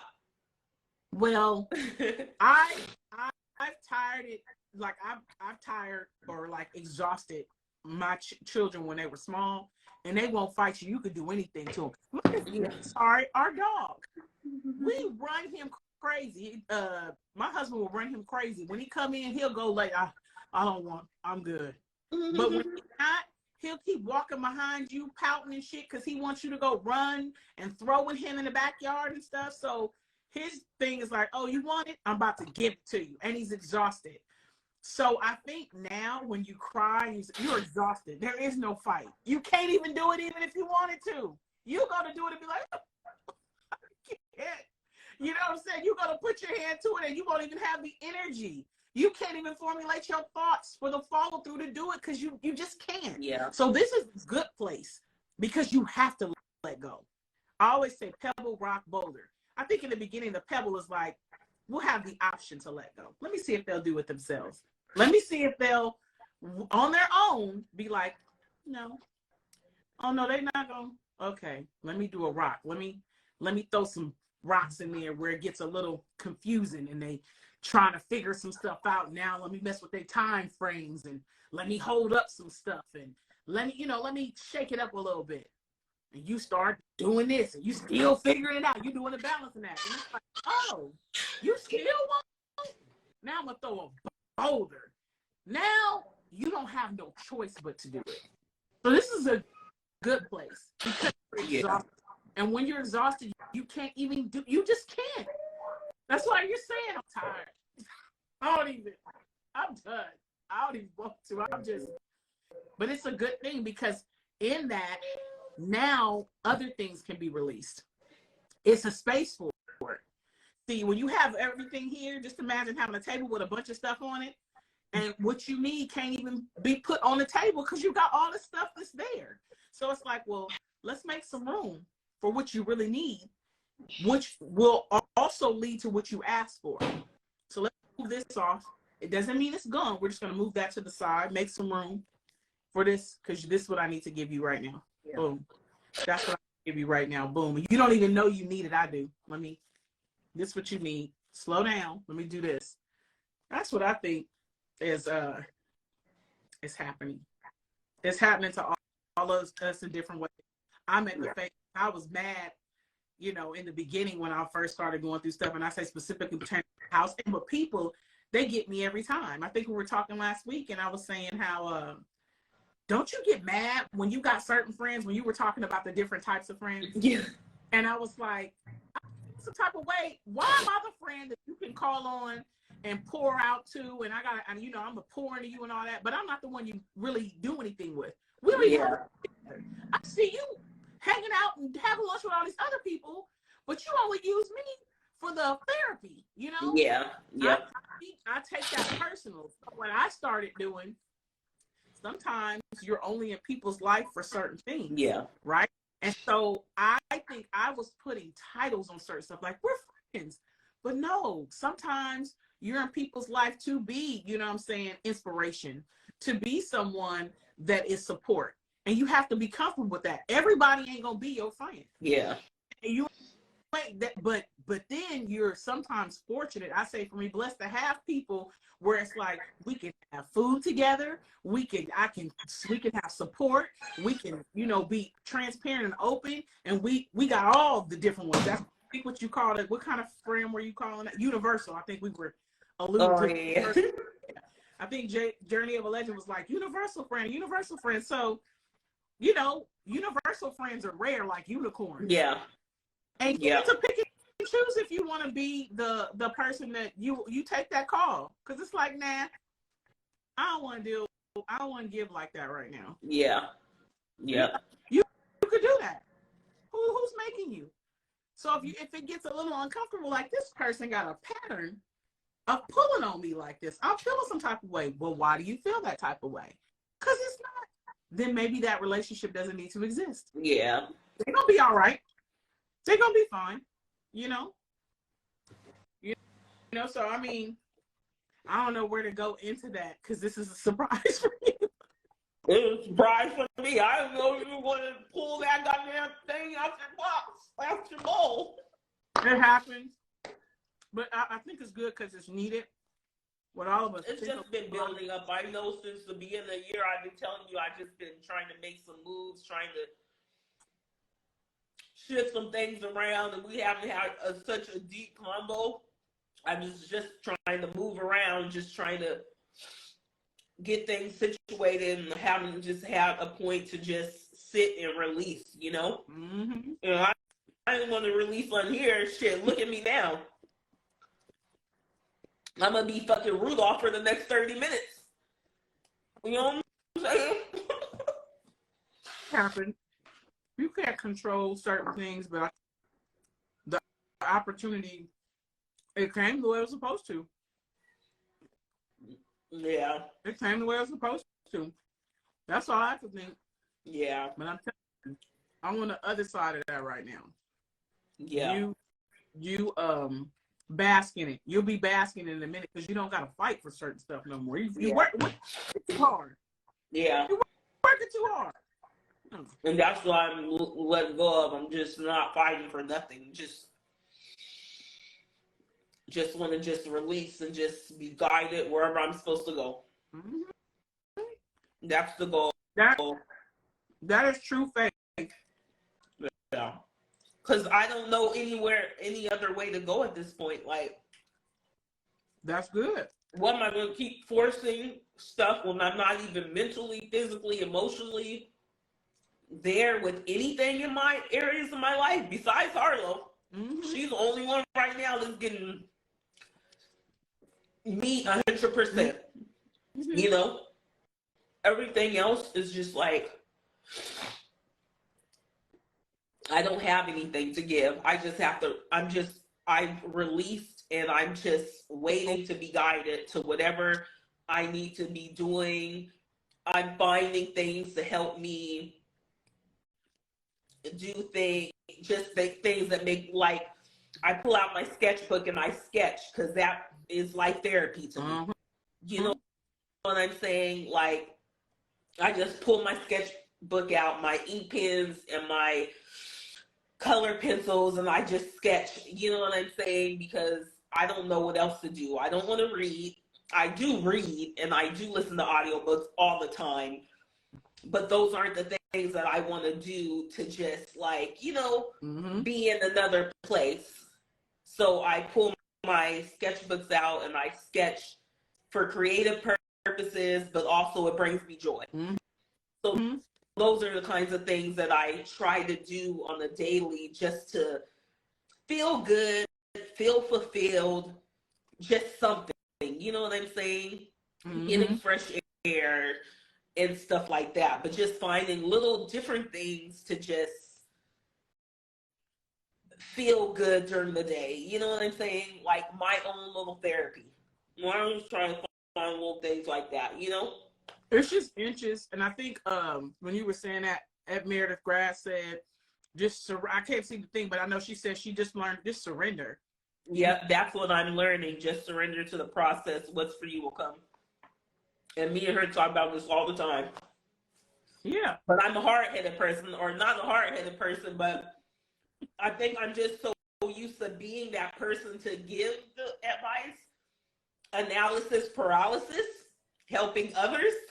Mm-hmm. And it's like I'm slowly trying to help myself, you But know?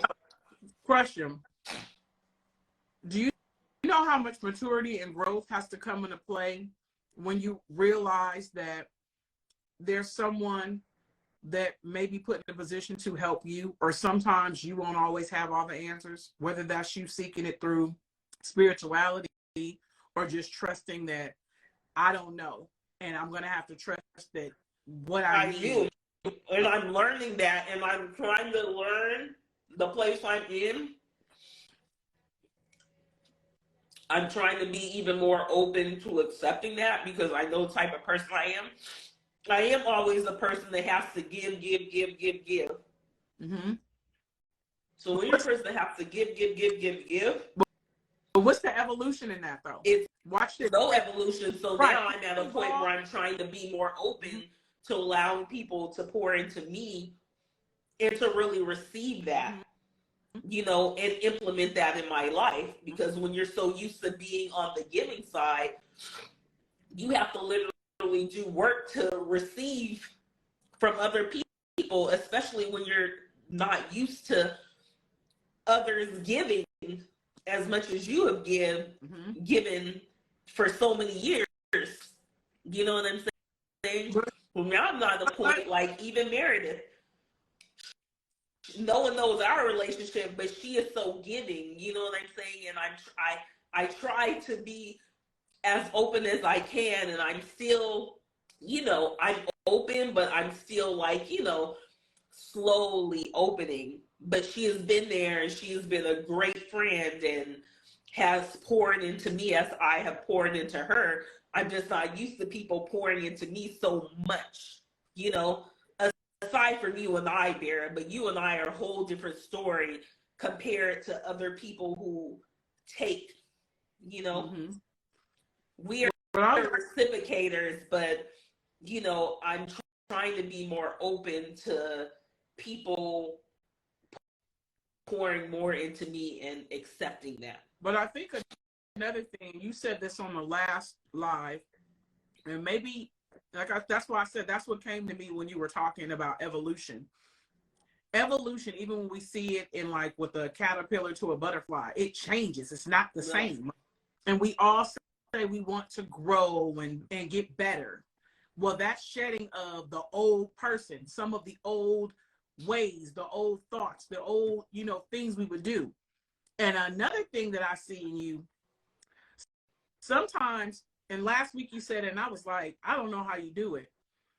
It's okay to, and I'm trying to how I say this.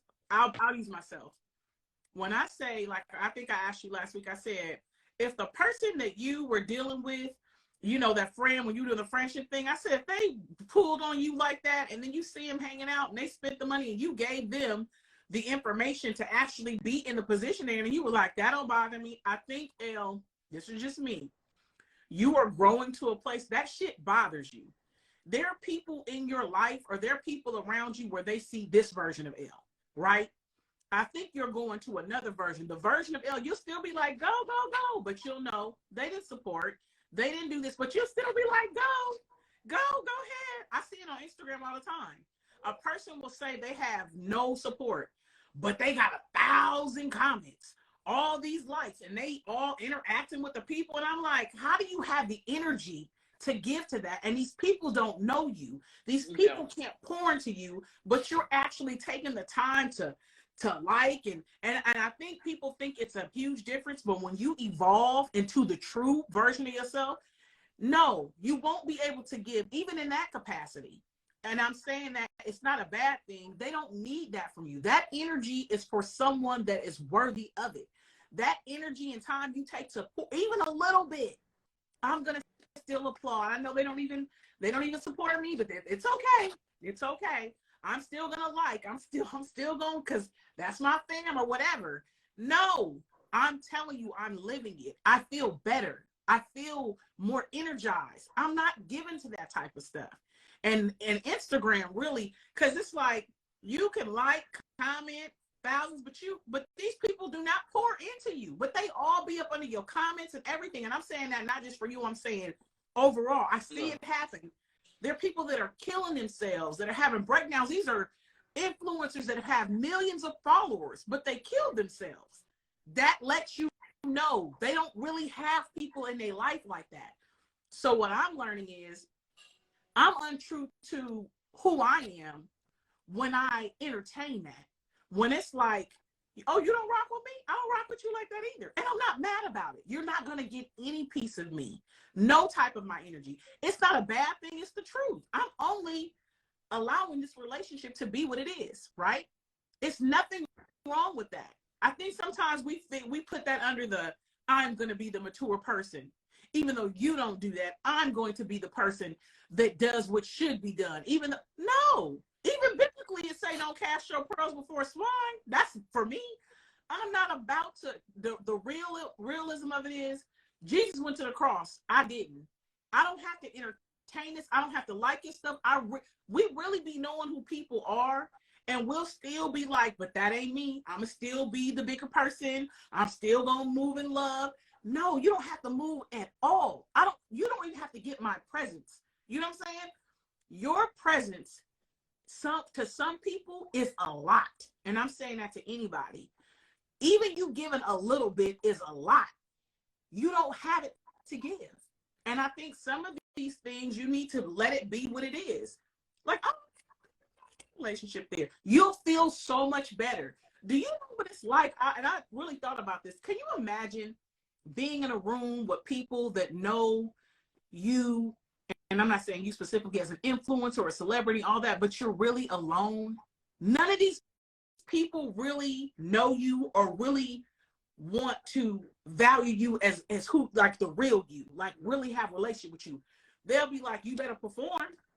You better be the supportive, inspirational person I know you to be, because the moment you know, I'm going to point it out. How about I am all that, but not to you? I'm going to go pour over here. They'll miss it.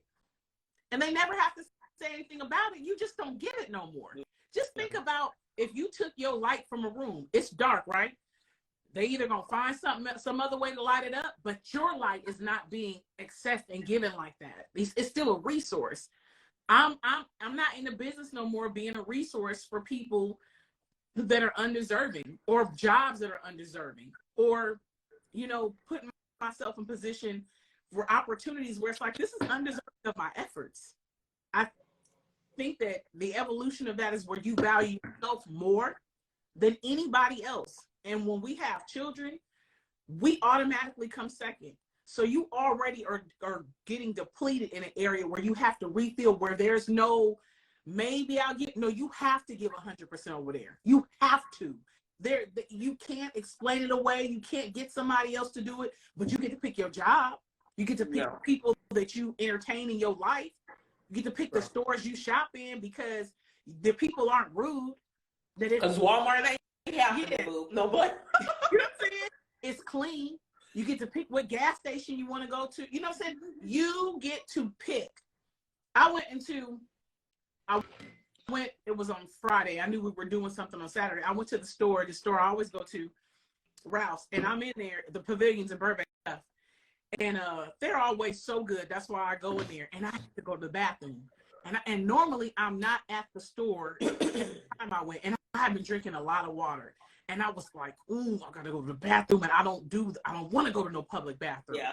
But I was like, literally, I'm like, this is a part of you getting older, bro. I was like, I'm gonna pee on myself. Like, I was doing the pee pee dance. I was like, I'm gonna probably pee my pants if I don't go to the bathroom.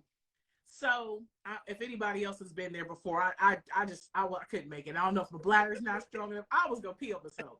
So I went and I asked the cashier. I said, can you, let me know where the bathroom is. She's like, oh, it's right down at the end of aisle 6, make a left, and the code is 9 something. And I'm gonna write it down for you too, just in case you forget it. She writes it down on a little receipt paper, gives it to me. So I'm dreading going to this damn bathroom. So I'm walking down the thing. I go in the bathroom. When I get in there, it was spotless. I was like, Lord, you knew. So I used the bathroom. And so when I came out, as I'm walking out the store, it was like, what? You just not gonna look at what just happened? So I went back to the line, and I saw this lady. I said, can I talk to a manager? And she was like, oh, well, Abatha, she's a manager. She's a top person. Let me have you wait for her. So she says, Abatha, she's ringing someone up. Yeah, she wants to talk to you. And she was like, okay. So I saw her ringing it up. She was nice with the man. So when she finished, she came over. She's like, how can I help you? And I was like, I just wanted to let you know you guys rock. Like, I always come here and shop. I said, and I had to use the bathroom today, and I don't do the public bathrooms. I have a fear. I said, but I went in there, and ooh, it was clean. And she smiled so big. She was like, you just made my day. When I told her, I was like, it's one thing for you as a manager to tell the people in the store what they need to do, and they actually do it. I said, but I know Marcos in the produce section. I went on and on and on. And she was like, oh my goodness, we have a conference call today. She's like, that's my other manager, Gabriella, over there. She's talking. I'm going to tell her. I said, well, she's right there. I can let her know. Yeah. Because you telling her and me telling her, I said, people will tell everybody when it's bad. Mm-hmm. But some people don't take the time to tell you when it was so good. And it's consistent. So we went over there and waited. And I told her, and she was like, oh my gosh, I got a conference call today. It is, wow. She's like, you made my day. I said, well, this made my day because it would have been crazy if I went in that bathroom because I probably would have peed on myself because I was just like, oh. And so we talked, and she's like, let me get your name so I know your name when you come back in and blah, blah. So anyway, I left. I'm saying that to say that was a like and a comment in real time. Yeah. We'll give that up to people. We'll give that up to people that don't even rock with us. And I'm telling you, it's a transfer of energy. You'll be liking and those people will be like, thanks, and they don't rock with you. I'm telling you, that little energy. I made their day, but even me telling them they made my day, see, it just was a beautiful exchange. Like, comment. We need to start really paying attention to where we lend our likes and comments. That's energy. And when you do it with too many people and it's not an even exchange, you can be depleted because you're just giving. And it's like, what happened? You was wasting all your likes and comments. Somebody should be doing it back to you too. And you gotta feel, can you imagine going telling somebody every day, you're beautiful, and they just look at you, thanks, thank you. It's gotta be something that's happening there. Yeah. The psychology of it. Like, and people will be like, it's cool if nobody never tells me because I'm built like that. It's cool. No, it's not. Why are we so accepting of that behavior? I'll keep supporting, but they don't got to support with me. I'll keep being the friend that's available for, helping and stuff, but don't nobody have to do it for me. But why not? Why are you not worthy? Why is it acceptable? It's not. That's where I'm at the stage in my life. You don't got to rock with me. Hey, oh, this is what this is? This is transactional? Oh, this is what this is? We're associates? Oh, we work together. Somebody will take a great conversation at work and make it a friendship. We're not friends, though. You don't treat me like a friend. I I treat you like a friend. You don't treat me like a friend. This job doesn't value me. I spend my money over here at this store. They don't value that. Yeah. You buy your products specifically for your oils and stuff from a place. You can be specific. You can start searching right away. Where do I want to spend my money when I do that? I mean, I know this is the best price, but whoever, does little things that are different. Yeah. People be like, I'm not about to be doing all that digging and stuff. I'm telling you, it'll change your life. It does. Be strategic about where you spend your money, your time, your effort, your energy, your support, all that. It has changed my life tremendously. I love it. And it seems like you lose a lot of people, but what you gain in exchange for it, it's like, ooh, I'm fulfilled. I have peace. Yeah, you feel so much better for sure. Because you be inside harboring that. Like, I'm being so nice, and I know they are not like that with me. I'm in a position, I just keep on giving, and I know they would never do this for me.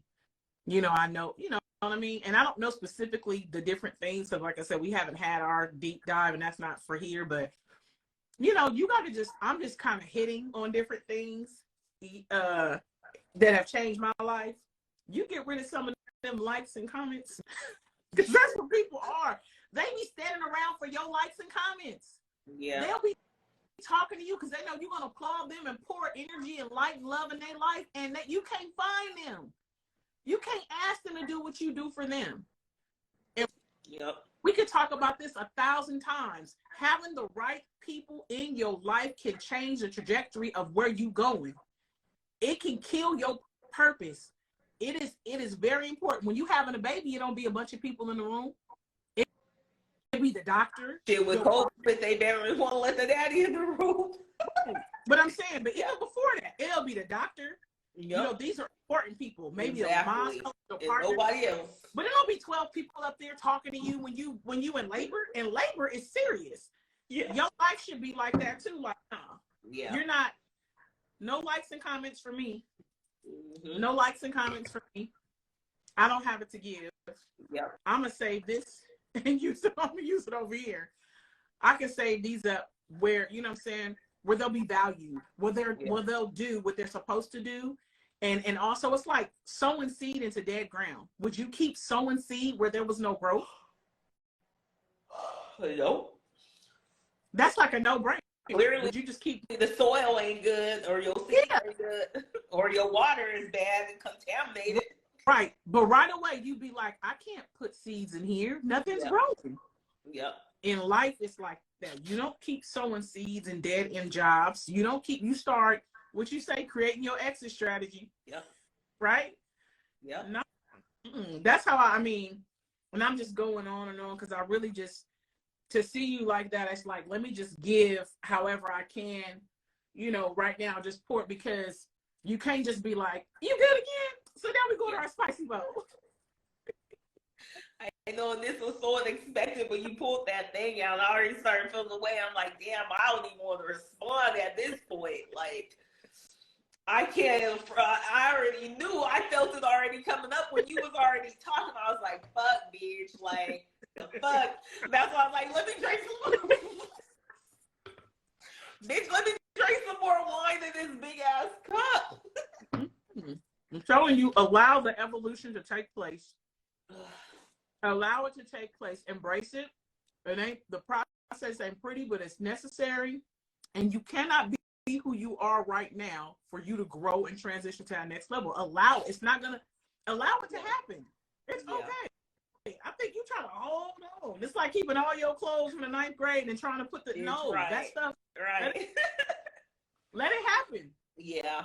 Just let it happen. It's peace in it, and even though the vulnerability of it, because you kept saying control, we really don't control anything. Yeah. You can think you controlling something, and you get out there in the streets and you drive, and it's like you can't control other people. Exactly. You can do so much for a business, but you can't control the marketing of stuff. You can't control algorithms. You can't control the opportunity that needs to come for it to go to the next level. Yeah. What you can do is say yes to evolution. Yeah. You could say yes Okay, I surrender. As that Meredith Grad said. Yes, Yep. I'm now you need to be specific. Be like reveal and release. Reveal and release. Reveal to me what I need to just surrender, you know?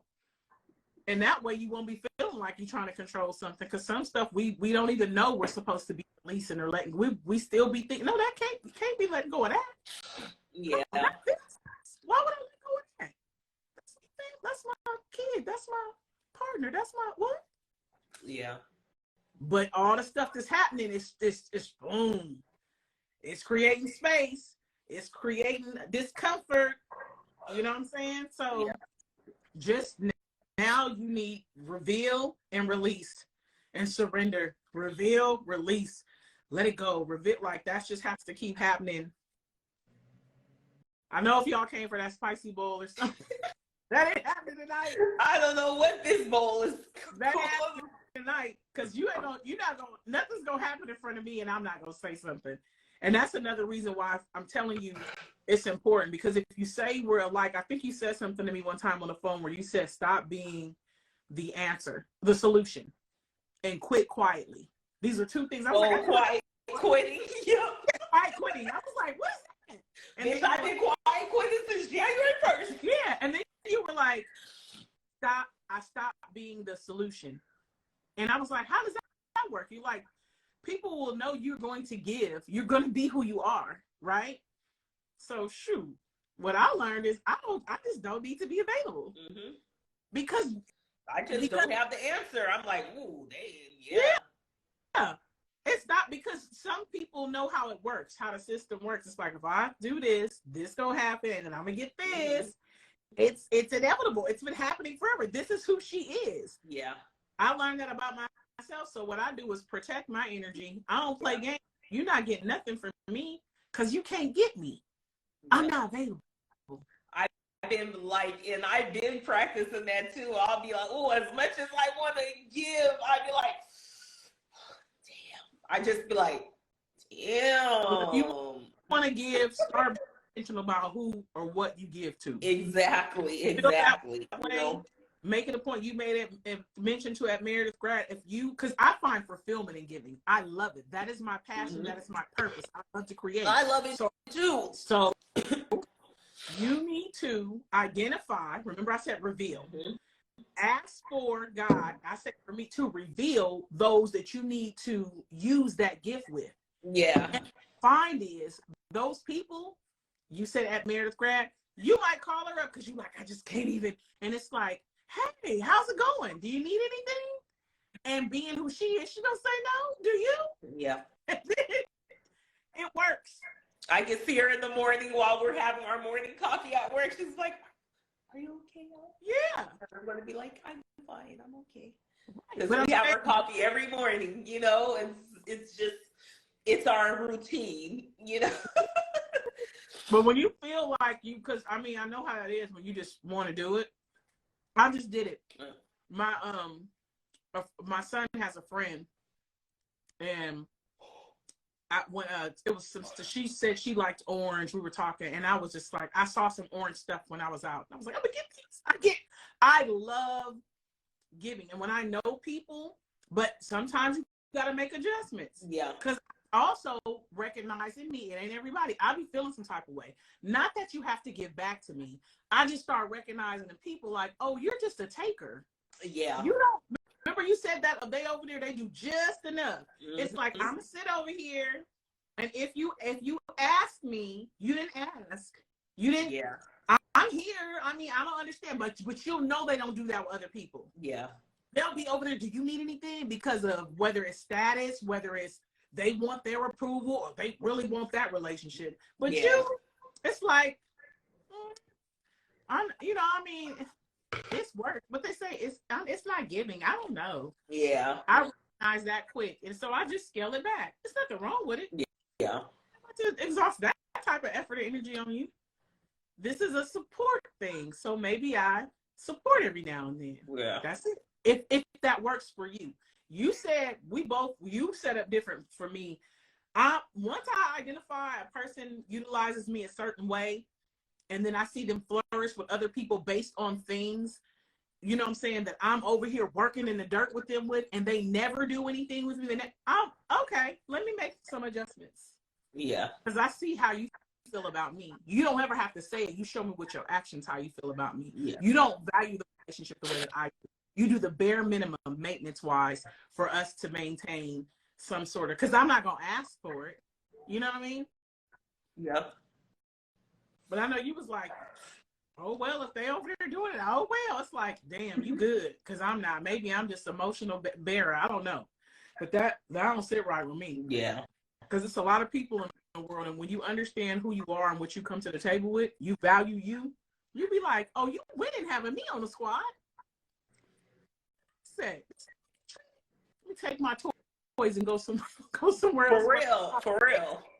Because when you realize you are that bitch, that strong one, you know, you gotta go and move on to the next. Fuck that shit. Watch this. They'll miss you, or they'll look for the next victim. How does that feel when you hear that? Yeah. They'll miss your presence, or they'll be like, damn. Or they'll be like, oh, well, I was able to get a couple of months. Let me find the next one like her. Ariana Grande. Thank you. Next.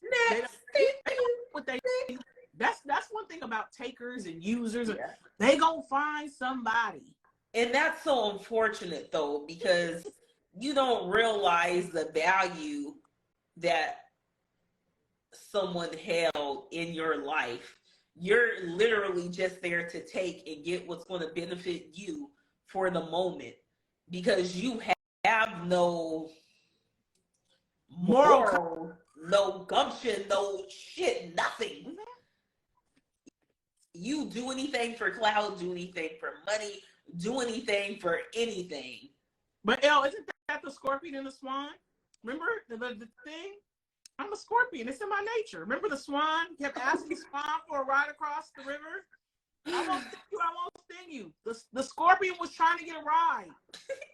That's all it was. It's like, you're going to sting me. You're going to sting me. No, I'm not. No, I'm not. They'll say or do whatever to get what they need. And still do exactly what you knew they was going to do. But he told them. Yeah. You knew. But that goes back to when I said reveal and release. Once something's revealed, then you knew the job was dangerous when you took it.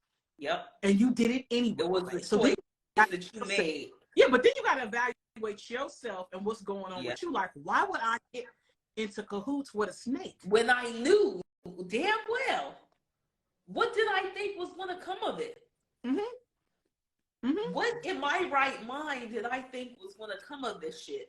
That I still laid in bed with a snake. Right, and that again, to go back to when I said reveal. Sometimes we don't even know, because there'll be wolves in sheep's clothing. They're representative until 5 years later you meet the real person. But what you've been gone the whole decade and meet the real person. You steady with the fucking snake and don't even know it till you hit 10, 15 years. But here's the beauty in it. It's not a loss, it's a lesson. Because guess what? When you deal with a snake, you'll know another one when you see it. Fact. Because you have relationships. You'll start reevaluating, paying attention to the signs. Oh, quickly, you be like, oh, I know what that is. That's a snake. I dealt with one of those. Oh, I know what that is, right? So if you happen to fall victim to, because you didn't know, you take the lesson from it when it's revealed, you get to moving, right? It's when you know and you keep on doing it. It's like, oh, this is dangerous. You know it, but you won't keep playing. This is. It's like, you must love the thrill of being fucked over. And some people just be lonely. That's facts. That's facts. I'm like, shit. I love being by myself. I love being in the comfort of self. You know what I'm saying? Like, give me a book. Let me do some meditation or something. Me and Harlow will be up in here, boy. Like, I know I'm not by myself because she's running around, but just to sit on the couch, I don't care if I'm on my phone, listening to something or reading something or just sitting there looking out our huge ass window that we are so blessed for, I'd be feeling so good by myself. And I can't even lie. I get in there and I go cook and I might sip my tea or sip my wine, whatever. I feel so good by myself because I'd rather be by myself than be surrounded by fake snakes, cobras, lion, whatever the hell. You know what I'm saying? I feel good. I've always felt good being by myself. I've never been one of those people that felt the need to have to always be around people. I love being by myself and I'm comfortable being by myself and I feel good being by myself. I feel solitude and peace by myself. Plus Harlow. Mm-hmm. Especially when she comes, hi mama, hi mama, hi mama. She makes you feel loved. And then you just have to bask in that. You identifying where you're, but she look at that. A child, your child is giving you freely. I mean, you're pouring her, but you're pouring into her because she's a child too. She can't fend for herself or anything. And she pours into me unknowingly, and that's why I never let her see me like this. I always am my 100% because it was something Lauren London said. I think she was on Drew Barrymore, and they were talking about Nipsey Hussle, and she said, "My kids deserve a happy mom." And I really felt that statement because no matter what I'm going through, no matter my breakdowns or anything, at the end of the day, Harlow deserves to see and have a happy mom. You know, she deserves to have a present mom. You know, that's going to say, okay, I'm home, Harlow. Let's go downstairs and get some air. Or let's go to the market because everyone knows your name there, like Cheers. Or let's walk across the street to J Life because you love their waffles and mommy can use a cocktail.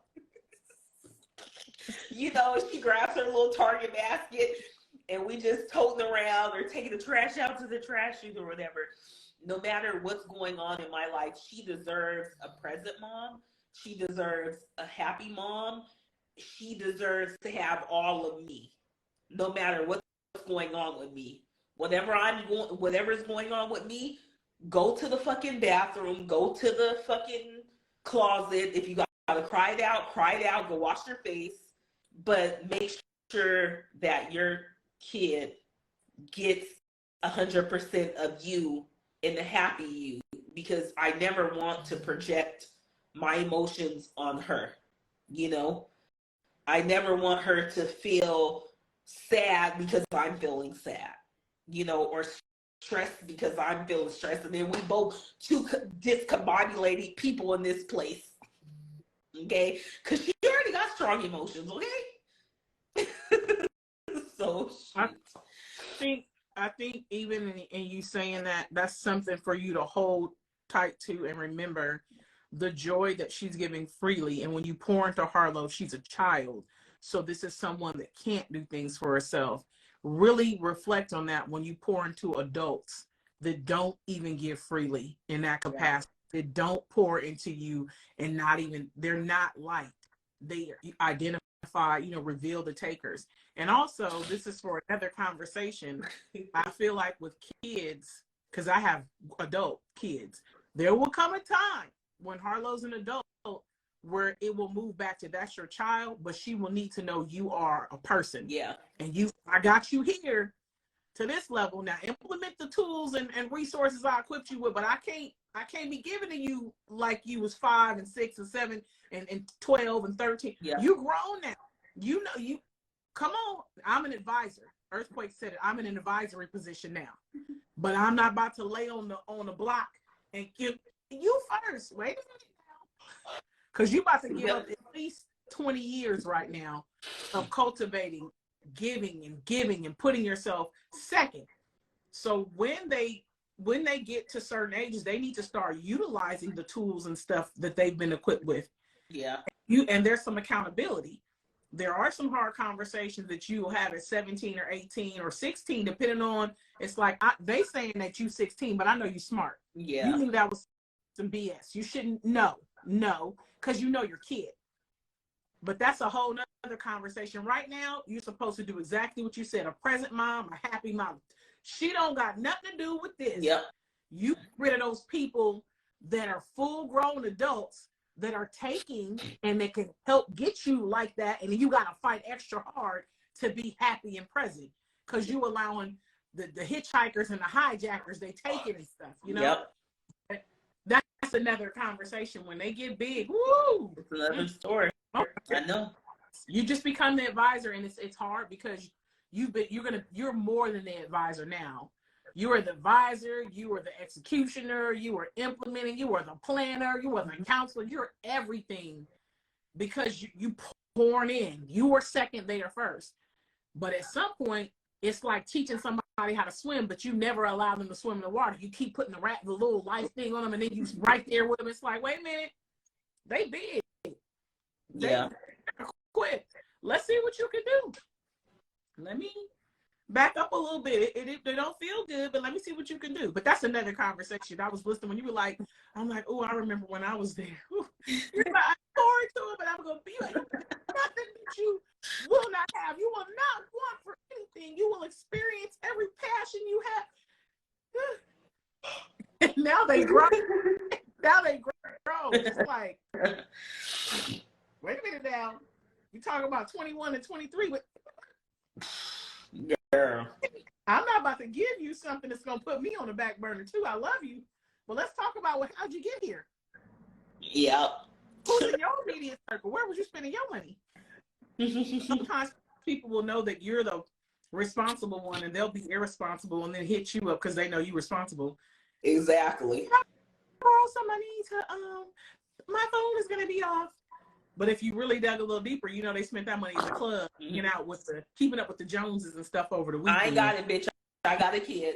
Yeah, but they'll know, like, I know I can get it from Elle. She always says, no, you can't. Look, but I get paid once a month, literally. The end of the month, all my money, bitch, is accounted for because on the 30th or the 31st of the month, bitch, all my shit get paid, and then I got to work through the next 30 days till my next paycheck. I ain't got it to give.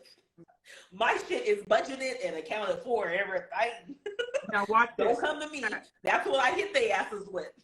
Now look at this. This is the beauty in that. You see how you said my stuff is budgeted and accounted for? That's how you got to be with your time, support, energy, and effort. Don't come to me because budget and account for your time and effort. Yep.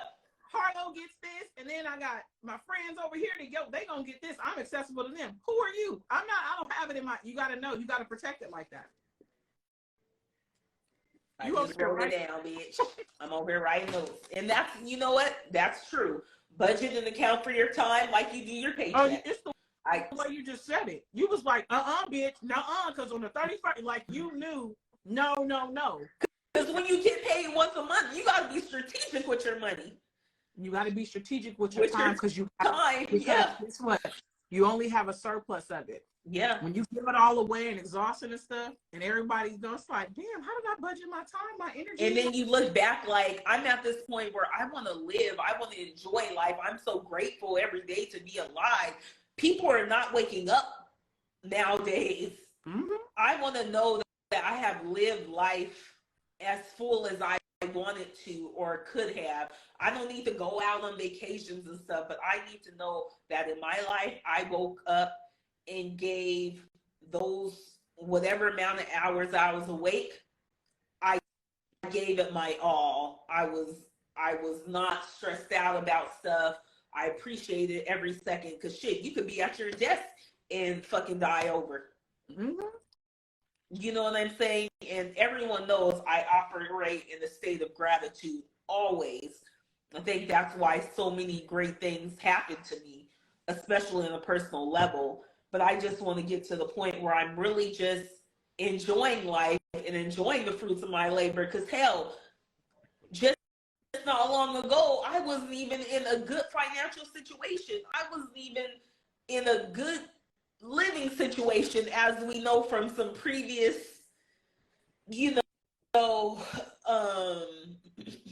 lives ago. But even like going from making a salary when I was a supervisor in this specific company then going to where I am now, I took a huge pay cut. I was making only 15 an hour, and I wasn't used to that, to making now what I'm making, which I'm not going to say, but I'm making what I asked the universe for, my bare minimum, my bare minimum, you know, but I got it. And to most people, that's a lot, you know. To my lifestyle, it's okay. But I know my vision to my grandma, baby, you're doing better than most people. That's why you're going to owe that money next year. When I'm talking about it to her about the federal taxes, say I'm owe $1,000 next year. You know, so I know I'm doing better than a lot of people, and I'm making more. I'm in an upper middle class type salary, and I'm very grateful because I know that's what I asked for. But I just want to, you know, even enjoy life a little more. I know I'm grateful for my days and my hours and moments, but now I want to start just doing more stuff that brings me more joy. You know what I'm saying? I'm always so consumed. Okay, I need to make sure all this is taken care of. Make sure Harlow's good. You know, I find myself, I mean, my Amazon cart is full of shit for me, but I also got a whole bunch of shit for Harlow, and I be trying to make sure I get her stuff first. But then I also pause and be like, you know what? Harlow can pause on that. Let me get myself this. You know, let let me bask in me for a second. Let me do for me for a second. Because while I have my kid and I do for her, bitch, we be at Target every weekend. But let me just take a moment and do something for me. Whether it's going to the coffee shop or going to eat by myself or buying a few things by myself, you know? Let me appreciate those things and do something for me. You know? And that's just where I am. That's just where I am in life. Just trying to live life. I made a topic out of what happened. I said how to surrender for your evolution. We'll figure it out somehow. So we got 3 in. It was like, oh, this is an impromptu. Let's figure it out. I think it was good. though. I think that some good things came out of it, of course, and I think it happened exactly how it was supposed to. Yeah. It's not scripted. I mean, we go to the bowls, but still it's yeah. You just never know. And that's the beauty of it, because I have no idea. Like I try not to be emotional in front of people too much. You know what I'm saying? Like maybe KK, maybe my brother or something, but I try not to be, but you just can't help it. And clearly your topic really just took me there, and then you're talking and stuff. That just I was like, fuck, man, just fuck. But it was a good outcome. And now I'm over here, my nose is finally not red anymore, but my eyes tell it all. I think now you got some. I think it's nothing worse than someone not having some options or information. You got both.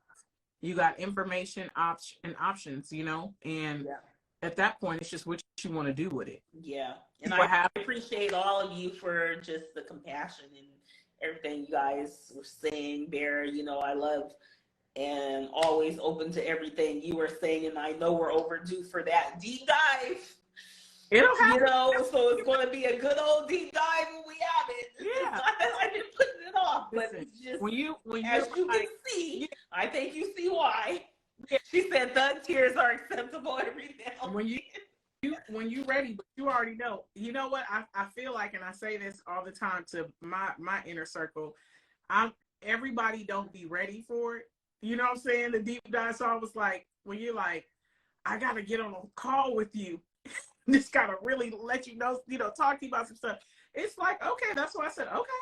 Because it's when you're ready, when you're ready. Yeah. Because I'm gonna be me. Right. Yeah. I'm gonna be me. I'm gonna ask 1,000 questions, and then I'm gonna start working it like a Rubik's Cube. Yeah. But wait, because is it okay?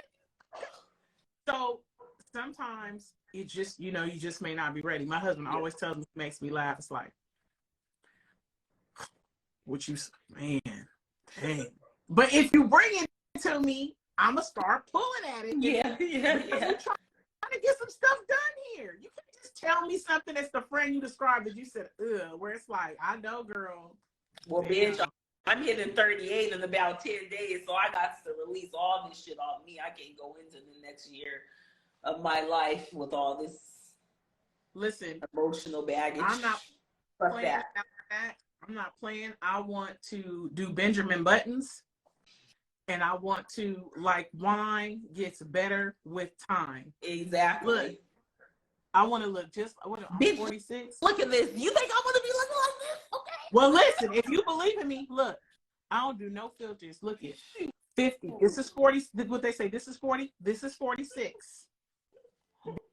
This is 37, almost 38. This is 46.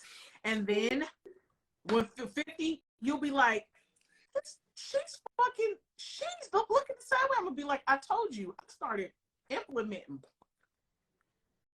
Yep, I'm about to get mine and Harlow's vitamins off Amazon this week. Her little multivitamins with her B12 and all her immune boosting and stuff. And I have some other vitamins for myself, plus my chlorophyll, because you know I love my chlorophyll. I still have my spirulina, but I've been doing well, though. I've been just, eating at certain times. I've been dropping weight, and I've just been feeling better, but I know I could feel even better. And so I've just been slowly re-implementing the path I had been on,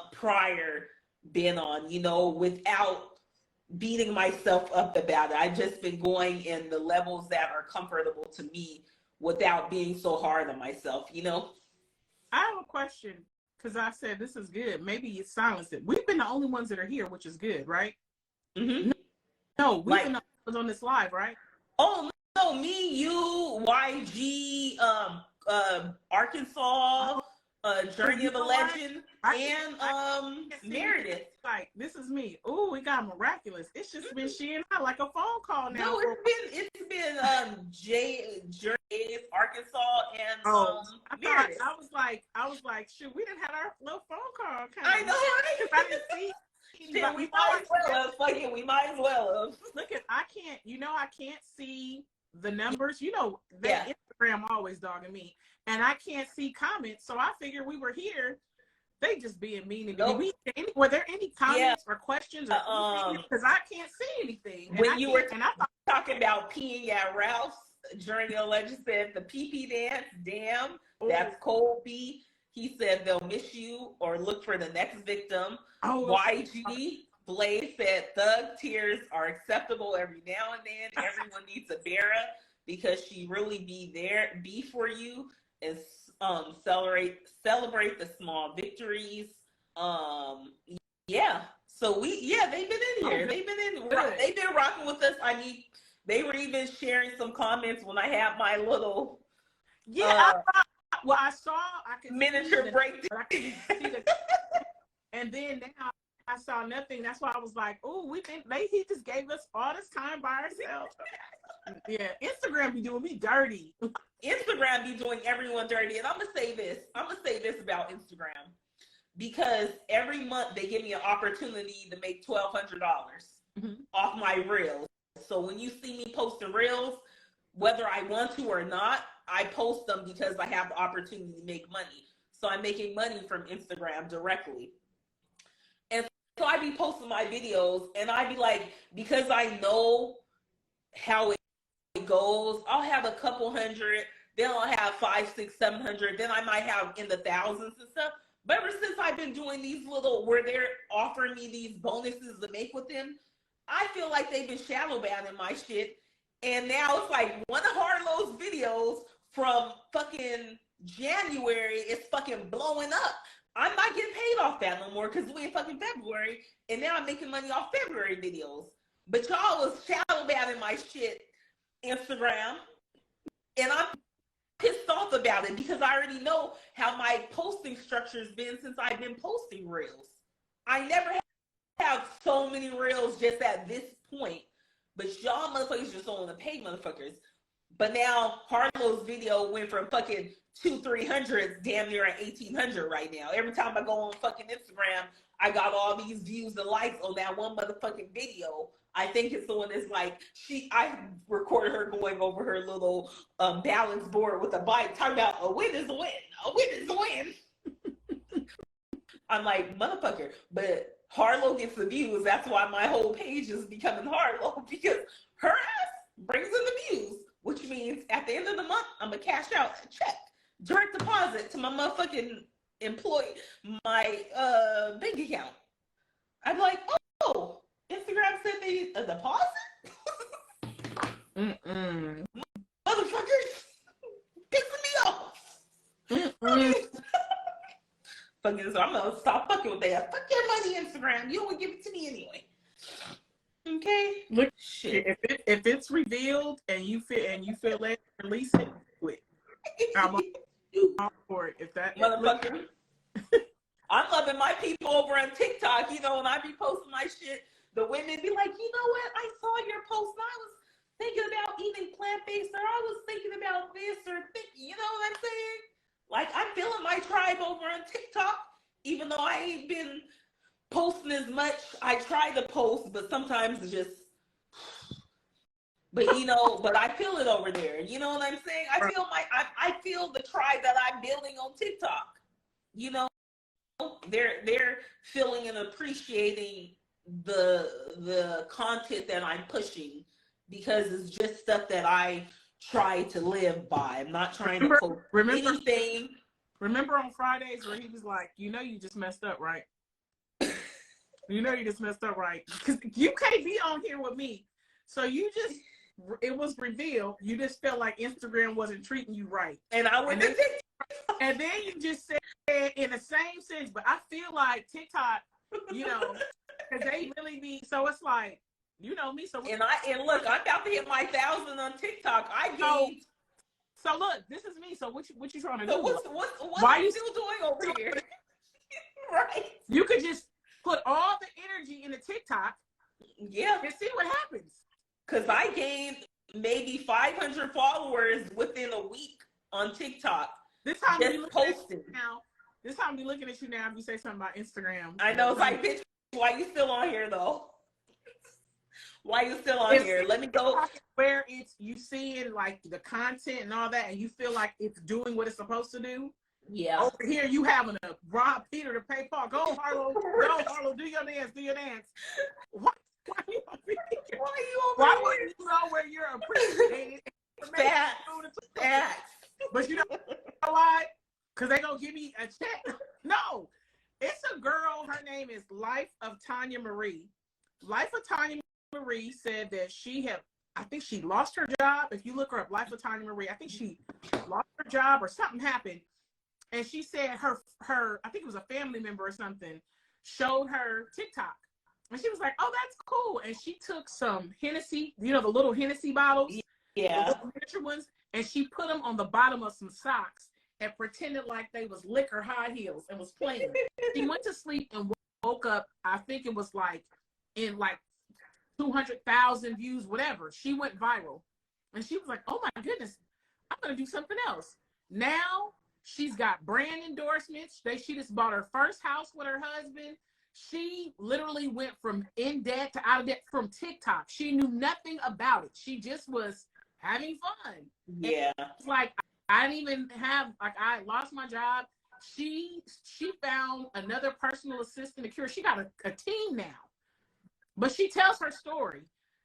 Oh, are you being directed? Are you listening? Like, you keep playing over Instagram if you want. Right. So you trying to make the math ain't mathing. The math ain't mathing. Yeah, don't worry about, that's another thing. Sometimes, remember, that's the control. The control is if I do it here, I'll get paid, I'll get something. But I feel like they shot me, but at least I'll get something. When you could take that whole energy and put it in the TikTok. Doing the information wise, not Harlow, ride your bike. Harlow, yeah. And go right over to TikTok. Yeah. And see what happens. No, you don't have control. You're doing what you enjoy. You're just doing. You're just surrendered. You surrendered. Yep. And it's accepted over there. Mm-hmm.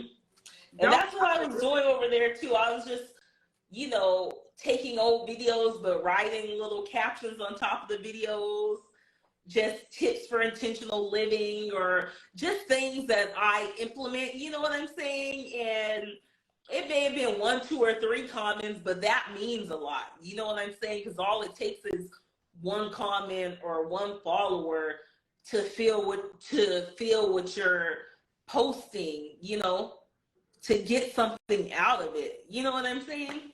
Oh, I know what you're saying. But as you go TikTok, bitch.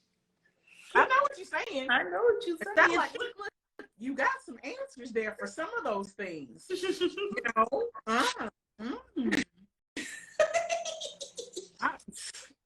Don't worry, all my shit on Instagram is going to TikTok. I just got to download it to the app to take the watermark off. I'm at a place in my life where you ain't got to tell me twice.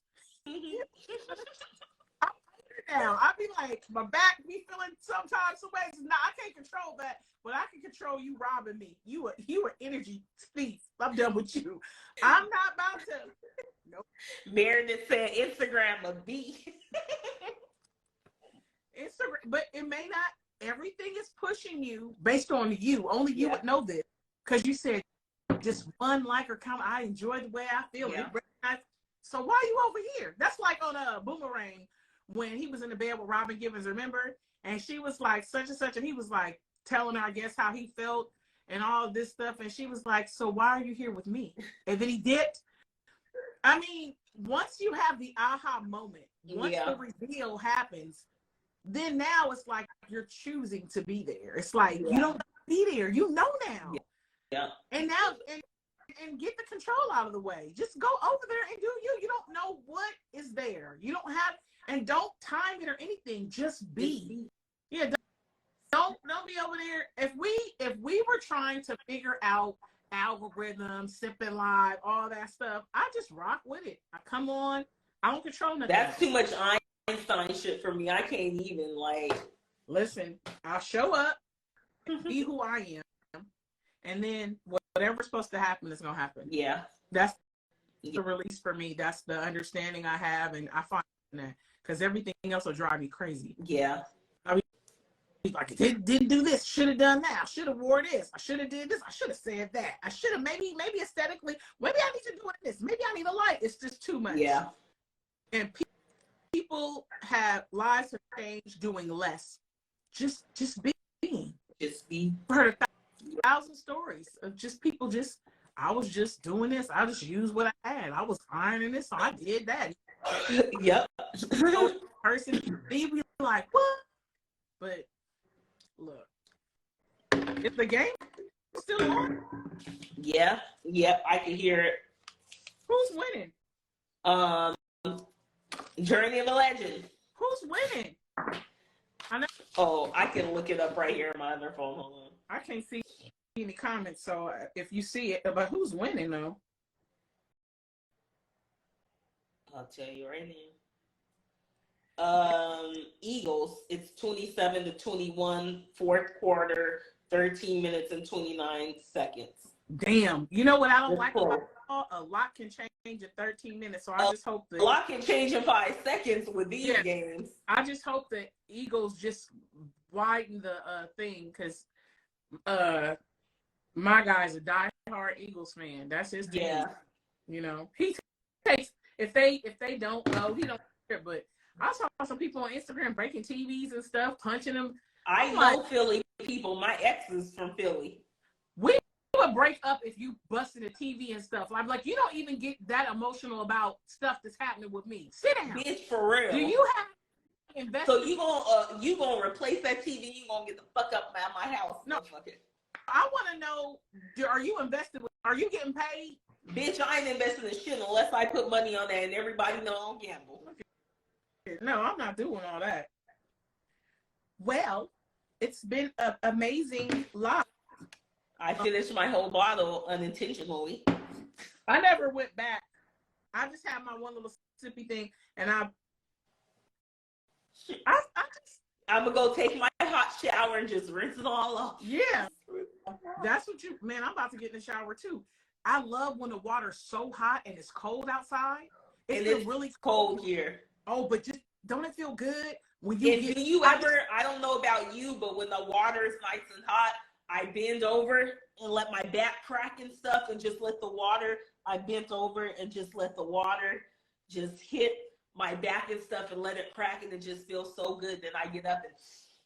Do you do the scolding? Because they the jokes are with women, that we like water so hot it's like hell, and men make jokes about like they love them. Like I like my water so hot it be burning, like I be all red in the face. I don't do it that hot, but I think I do it hot enough to where it do burn, and it's crazy because I can take the heat on the front of my body, but on the back, when the heat hits, it be so hot. I don't know what it is of how I can take it on my face and the front of my body, but on the back, I be bent over and trying to stretch it out and stuff, and it be like the heat is just like, oh, I can't take it, but I try to just suck it up and take it, and I can't be down there for too long, and I'll have to adjust the temperature. But for the front and my face and stuff, I'd be like, yes, give me that heat, give me that heat. And then on the back of my body, I can't take it so much. Did anybody else in the comments like they water hot? Can you see? Because I'm telling you, yep. I love it hot. Meredith said, I love piping hot water, and yes. YG said hot as fuck. Yes, and I don't know if it's a woman thing because I don't. It's like cold meditating, bitch. It is meditating. It makes you just feel. I be in there with my eyes closed. I just be. Sometimes I sit in my shower. I just sit there and let the water hit my head and my face. I just sit there and let the water hit me. It's the steam too. I love the steam. Mm-hmm. I just will sit there and just shit. I done sat in the fucking shower and cried, but I will just sit there and just let it just come down on me. It's something. It just feels so good. It does. Like it's relaxing. It does. And then I have to say, knock, knock, time to get out the shower now. You got to do those kind of showers when Harlow's sleep, which means at night. Because in the morning she wakes up when I wake up, so I got to get in the shower. And she is sitting right outside the shower door while I'm showering or trying to she'll open the door and try to peek in. I'm like, Harlow, stay right there. Ooh, I remember those. I have to do all this at night if I want to shower at night. In the morning, there's sometimes when I can shower in the morning while she'll still sleep. But by the time I get out, start washing my face and brush my teeth, here she comes. So I'm like, here's your toothbrush, Harlow. Here you go. Oh, they're so sweet. I don't miss those days though. It's so sharing. You said that at Meredith Grass said she liked her water hot, and you said YG Blaze said hot too. And Arkansas said, I like my water so hot it's boiling. Meredith said it feels cleansing. YG said, I be red like a lobster, bitch, facts. And Journey of Lunch said, all y'all crazy. I love it. I love when it's so hot, it's steamed, like the smoke is in there. Like, yeah, it's like I'm in a sauna or something. It's like, it's so good for your skin, yeah. and you just I think your whole body, like the energy of it too when you get out. Yeah, but I think your body is just soothing. Like you said, you crack your back. I don't crack my back, but your muscles are just like, like you feel. I get in there and I do this. This is my thing. I go whoop, and I go. And I just hang. Oh, damn. And I just let my vertebrae all the way just crack. And I just hang there and just let the heat just keep pouring down. And then I get up. And then I go back forward facing and just let it just rain on my face and head and stuff. And just, it's something, that's why I love when I do have my natural hair when I shower, because it just feels good to just be completely wet. And that's just my thing. It just feels so relaxing for me when I do all of that. I think that, too, I don't know, I never knew this, that the Japanese did it. Well, that's where I saw it later. But I've always been, and I don't do it now because I'm usually in the shower and we're getting some stuff done, so I will be able to do it. But I love the hot shower first and then a hot soak. I've never been one where I could take a bath and wash up in the bath because I'm like, the water's dirty. It's dirty, so you need to shower first and get all the dirt off, and then run a whole hot bath and just be soaking there till I'm just like dying. Like, Yeah. this is a good hot soak. Have You gonna have you done the hot cold therapy, which is good for your lymphatic system? So you do hot as cold? hot as you can stand it, and then you go to as cold as you can stand it. No. 30 seconds each. That is known to help your lymphatic system. It actually does feel very, I've done it a couple times. It does actually feel very energizing. No.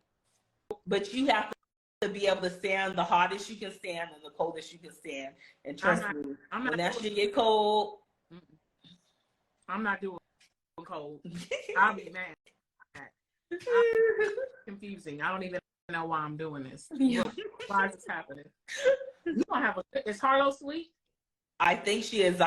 They're Q and my mom are in the living room, and I haven't heard Harlow in a while, which I am going to assume that she is asleep. Well, you got people there, so you can go take you a long hot shower. Oh yeah, when we get off here, I'm about to go run in there and just bask in it, and then I'm gonna put my PJs on, and I'm going to whatever food needs to put away. I'm gonna put away. I'm gonna have a little tea.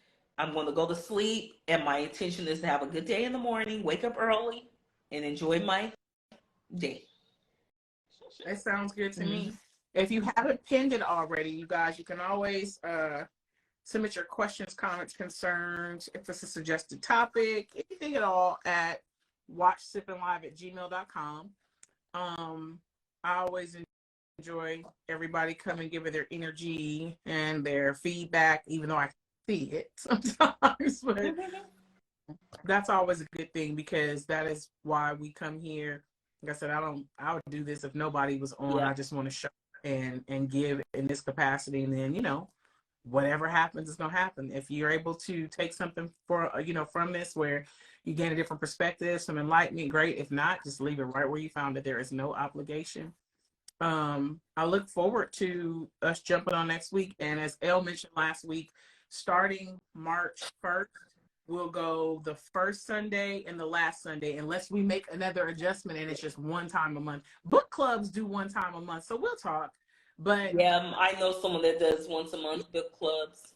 Yeah, so if right now it's once in the beginning and once in the end, if we stay that way, but there will be the changes. It won't be every Sunday after March 1st. So hopefully you guys have a positive, productive, safe work week coming up, or entrepreneurial endeavor week, whatever it is. I just hope that it's safe, productive, positive, and you're able to have some aha moments in between, And as always, I look forward to seeing you guys next week. Same time, same place.